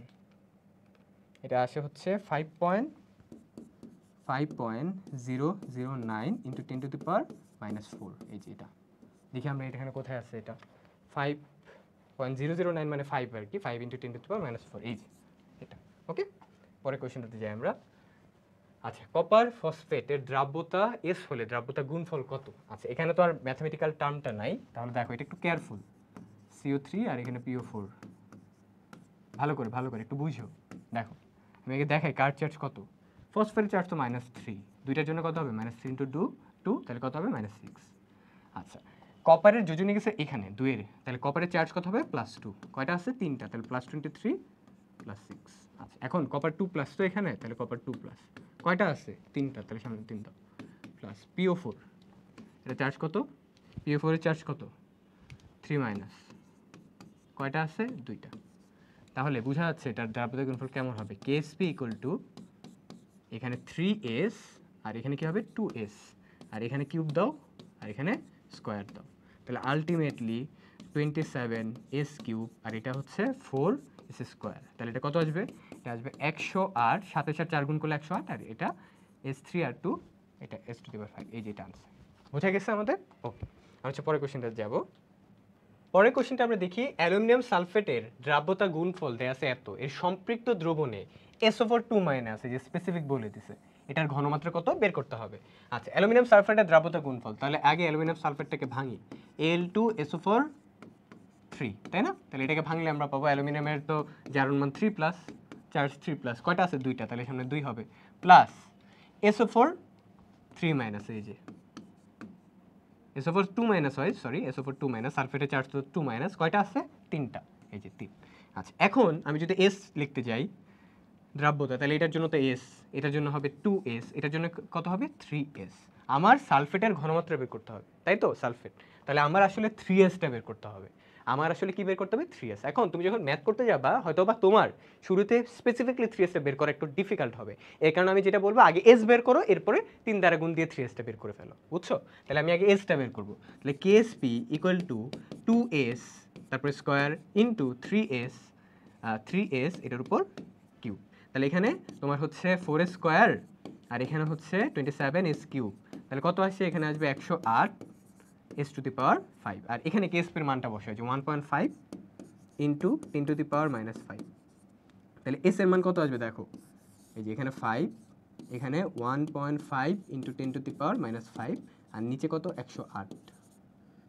তাহলে এস এর মানটা পেয়ে যাবো। দেখো এস এর মানটা কত আসে, এই যে আমরা হচ্ছে উপরে 5 আর এখানে হচ্ছে বক্স, উপরে হচ্ছে 1.5 ইন্টু 10 টু দি পাওয়ার -5, আর নিচে কত, নিচে হচ্ছে 20, সরি নিচে হচ্ছে 108। এসটা পেয়ে গেলাম, এস হচ্ছে 0.0425। 3s তাহলে কত হবে, এটা তো সালফেটের টোটালটা বের করতে হবে, এটা তো জাস্ট এস বের করছে, টোটাল সালফেটের কত হবে, এই যে SO4 2 এর টোটাল, তাইলে এটা হচ্ছে 3 ইন্টু এস, এই যে এই মানটা, তাহলে 3 ইন্টু 0.0425, 0425। তাহলে দেখি এটা কত আসে, এটার সাথে জাস্ট 3 গুণ করবো, তাহলে এটা আসবে 0.12, 0.12। এই যে তো 0.12 এখানে কোথায় আছে দেখো, এই যে এটাকে লেখা যায় 0.12, এই যে 0.12টাকে লেখা যায় 12 ইন্টু 10 টু দি পাওয়ার -2, বুঝছো, 12 ইন্টু 10 টু দি পাওয়ার -2, 0.75 আছে, আর ধরো আমি 12টাকে চিন্তা করলাম, 12 ইন্টু 10 টু দি পাওয়ার -2 যায় কথা, 0.12 একই কথা, তাহলে এটা হবে আনসার। বোঝা গেছে, এগুলো কিন্তু কেয়ারফুল, ভালো করে বুঝতে হবে। সমআয়ন প্রভাব বিদ্যমান কোনটাতে জানো, এই কোশ্চেনটা ঢাকা ইউনিভার্সিটির আগের বছরে আসছিল, অর্থাৎ তোমাদের যে সিনিয়র ভাইয়া আপু রয়েছে তাদের কিন্তু এই কোশ্চেনটা আসছিল এই বছর না, গত বছরে। তো এটা কোনটা হবে, এটা আনসার হচ্ছে বেসিক্যালি খুব কমন একটা আনসার, এই যে এটা। তো কিভাবে দেখো, সম আয়ন H2S থেকে আমরা পেয়ে থাকি 2H+ এবং S2-, আর HCl থেকে পেয়ে থাকি H+ এবং Cl-। এই যে একই আয়ন দেখো, এই জায়গাতে হচ্ছে তোমার হচ্ছে একই আয়নটা দেখা যায়, তাই সময়ের প্রভাব এই জায়গায় থাকে, আর এটা খুব কমন একটা উদাহরণ। কপার 2+ আয়ন শনাক্তকরণে কোনটি ব্যবহৃত হয়, আচ্ছা তোমাকে একটা কথা বলে দিই, এখানে একটু লিখে দিচ্ছি, মনে রাখবা যে তোমার একটা যৌগ আছে পটাশিয়াম ফেরো সায়ানাইড, এই যৌগটা, ঠিক আছে, এই যৌগটার দ্বারা আমরা কি কি শনাক্ত করতে পারি আমি বলে দিই, কপার 2+, জিঙ্ক 2+, Fe2+, Fe3+, এগুলো এমসিকিউর জন্য মাথায় রাখবা, ঠিক আছে। পটাশিয়াম ফেরো হেক্সাসায়ানাইড দিয়ে আমি এই 4টা আয়ন শনাক্ত করতে পারি, ওকে। এটা তাহলে আমার হচ্ছে মনে রেখো যে এই যে এখানে যেহেতু কপার 2+ এর কথা বলছে, তাহলে এখানে কোনটা হবে, এইটা, ঠিক আছে, এই যে পটাশিয়াম ফেরো হেক্সাসায়ানাইড। আর আরেকটা কথা হচ্ছে এটা দিয়ে কোশ্চেন আসে, আরেকটা হচ্ছে এটা দিয়েও কোশ্চেন আসে, যেমন হচ্ছে সোডিয়াম প্লাসটা কি দিয়ে শনাক্ত করা যায়, এটা হচ্ছে K2H2SbO7, এই যে এটা। তো এই যে তুমি হচ্ছে হবে এখানে অপশন একটা যৌগ দেখছো, এই যে এটার নাম কি জানো, পটাশিয়াম পাইরো অ্যান্টিমোনেট, বুঝছো, পটাশিয়াম পাইরো অ্যান্টিমোনেট, এটা দিয়ে শনাক্ত করতে পারি আমরা সোডিয়াম প্লাসটা, কি সোডিয়াম প্লাস। আর আরেকটা আছে যেটা আসে বেসিক্যালি, যেগুলো আসতেছে বেশি ওগুলো আমি দেখাচ্ছি, বুঝছো, K2HgI4, এটার নাম কি, এটার নাম হচ্ছে পটাশিয়াম টেট্রা কি আয়োডো মার্কিউরেট, পটাশিয়াম টেট্রা আয়োডো মার্কিউরেট। এটা হচ্ছে নেসলার বিকারক, আসলে নেসলার বিকারক, এটার সাথে আরও কিছু থাকে, নেসলার বিকারকের সাথে আরও কিছু থাকে, যেমন যে পটাশিয়াম হাইড্রোক্সাইড থাকে, এই যে এখানে, মানে এই যৌগটার সাথে আবার হচ্ছে অ্যামোনিয়া থাকে, এটাতে আমরা শনাক্ত করি অ্যামোনিয়াম প্লাসটা, বুঝছো, অ্যামোনিয়াম প্লাসটা আমরা কি করি, শনাক্ত করি, ওকে। এইগুলো এই কয়েকটা বেশি ইম্পর্টেন্ট, এর জন্য আমি লেখাই দিলাম আর কেমসিকিউর জন্য। আচ্ছা, পটাশিয়াম ফেরোসায়ানাইড দ্বারা কোন দ্রবণ, এই যে জিঙ্ক 2+, Fe2+, Fe3+, কপার 2+, ওকে, মনে রাখবো আমরা। এরপরে পটাশিয়াম পাইরো অ্যান্টিমোনেট, ওই যে K2H2Sb2O7, এটা দ্বারা কি সোডিয়াম প্লাস শনাক্ত করতে পারি, কোথায় তুমি, এই যে পরের কোশ্চেনটাতে যাই, সোডিয়াম প্লাস আয়ন শনাক্তকরণ, আচ্ছা এটা তো আমরা বললাম, এই যে K2H2Sb2O7, পটাশিয়াম পাইরো অ্যান্টিমোনেট। একটি অজৈব লবণের জলীয় দ্রবণে পটাশিয়াম ফেরোসায়ানেট দিলাম, পটাশিয়াম ফেরোসায়ানেট বা পটাশিয়াম ফেরো হেক্সাসায়ানেট দ্রবণ যোগ করে সাদা বর্ণের অধক্ষেপ পড়লো, তাহলে ধনাত্মক আয়নটি কোনটা হবে, সাদা বর্ণের অধক্ষেপ। পটাশিয়াম ফেরো হেক্সাসায়ানেট দ্বারা আমরা কপার 2+ শনাক্ত করি, এটা তো সাদা না, Fe2+ ও সাদা না, Fe3+ ও সাদা না, জিঙ্ক 2+ একমাত্র সাদা, তাহলে এটার আনসার হবে কি জিঙ্ক 2+। খুবই ইম্পর্টেন্ট একটা কোশ্চেন ছিল এটা, কারণ পটাশিয়াম ফেরোসায়ানেট দ্বারা তো 4টাই শনাক্ত করা যেত অপশনে, তাই না, কিন্তু সাদা বর্ণের অধক্ষেপ বলছে, তাহলে জিঙ্ক 2+। পরের কোশ্চেনটা, কোন বিকারক দিয়ে কপার 2+ এবং Fe2+ উভয় শনাক্ত করা যায়, তাই না, এটা কোনটা হবে বলো তো, এটা কোনটা হবে, আমাকে খুঁজতে হবে কি বলো তো, পটাশিয়াম ফেরো হেক্সাসায়ানেট, এখানে কি আছে নাই, তাহলে এটা হবে অ্যামোনিয়া দ্রবণ। ঠিক আছে, এটা কি হবে? অ্যামোনিয়া দ্রবণ। অ্যামোনিয়া দ্রবণটা দ্বারা আমরা শনাক্ত করতে পারি। এখানে আমি একটু অ্যাড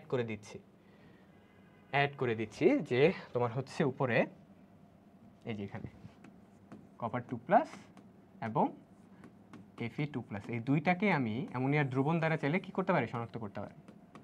অ্যামোনিয়া দ্রবণ। ওকে, মনে থাকবে তো ইনশাল্লাহ? ইনশাল্লাহ। এরপরে কোশ্চেনটাতে আমরা যাই।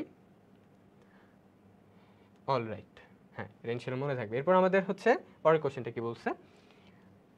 হ্যাঁ, আমাদের এটা সলভ করা ডান। পরের কোশ্চেনটাতে আমরা যাই।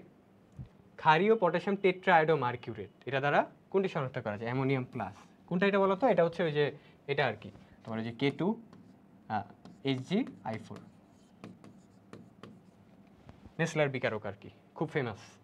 তারপরে নেসলার বিকারক ব্যবহার করা হয় নিচের কোন আয়ন শনাক্তকরণে? আচ্ছা, এটা তো আমরা অলরেডি দেখছি, এই টাইপের কোশ্চেন অনেকবার আসছে, অ্যামোনিয়াম প্লাস। এরপর আমাদের কোশ্চেনটা, নিচের কোনটি নেসলার বিকারক? নিচের কোনটি নেসলার বিকারক? আচ্ছা, কোনটা হবে বলো? কোনটা হবে বলো? নেসলার বিকারক কি ছিল? এই যে বললাম না, বারবার পড়াচ্ছে, K2 HgI4, পটাশিয়াম টেট্রাআয়োডো মার্কিউরেট। পটাশিয়াম টেট্রাআয়োডো মার্কিউরেট কোথায় আছে? এই যে পটাশিয়াম মার্কিউরিক আয়োডাইড, এটাও বলা হয় এটাকে। ঠিক আছে, তাই কি নাম। এরপরে কোনটি নেসলার বিকারক? এই যে K2 HgI4 এবং পটাশিয়াম হাইড্রোক্সাইডের দ্রবণ, ক্ষারীয় দ্রবণ। এরপর আজকের ক্লাসের আমাদের শেষ কোশ্চেন হচ্ছে, নিচের কোনটি রক্তের নে লাল দ্রবণের সংকেত? এটা খুব ইম্পর্টেন্ট, মাথায় রেখো যে অ্যামোনিয়াম থায়োসায়ানেট নামে একটা যৌগ আছে, এটা হচ্ছে রক্তের নে লাল দ্রবণের সংকেত, অ্যামোনিয়াম থায়োসায়ানেট। এই যে এটা হচ্ছে আমার আনসার। ওকে, তাহলে এই ছিল হচ্ছে আমাদের আজকের ক্লাস। আজকে আমরা শুধুমাত্র একটা ক্লাসের মাধ্যমে গুণগত রসায়নের বিগত 9 বছরের প্রশ্ন আমরা দেখে ফেললাম এবং প্রতিটা প্রশ্নই ছিল খুবই গুরুত্বপূর্ণ এবং আমরা টপ 141টা এমসিকিউ কিন্তু সলভ করে ফেলছি। আশা করি তোমার যারা এইচএসসি 25 ব্যাচ রয়েছে অথবা এইচএসসি 26 ব্যাচ রয়েছে, তোমাদের এই গুণগত রসায়নের এমসিকিউ রিভিশনটা কমপ্লিটলি হয়ে গেল। পরবর্তীতে আমরা আরেকটা অধ্যায় নিয়ে হাজির হবো। ততক্ষণ পর্যন্ত সবাই ভালো থেকো, সুস্থ থেকো। আল্লাহ হাফেজ, আসসালামু আলাইকুম।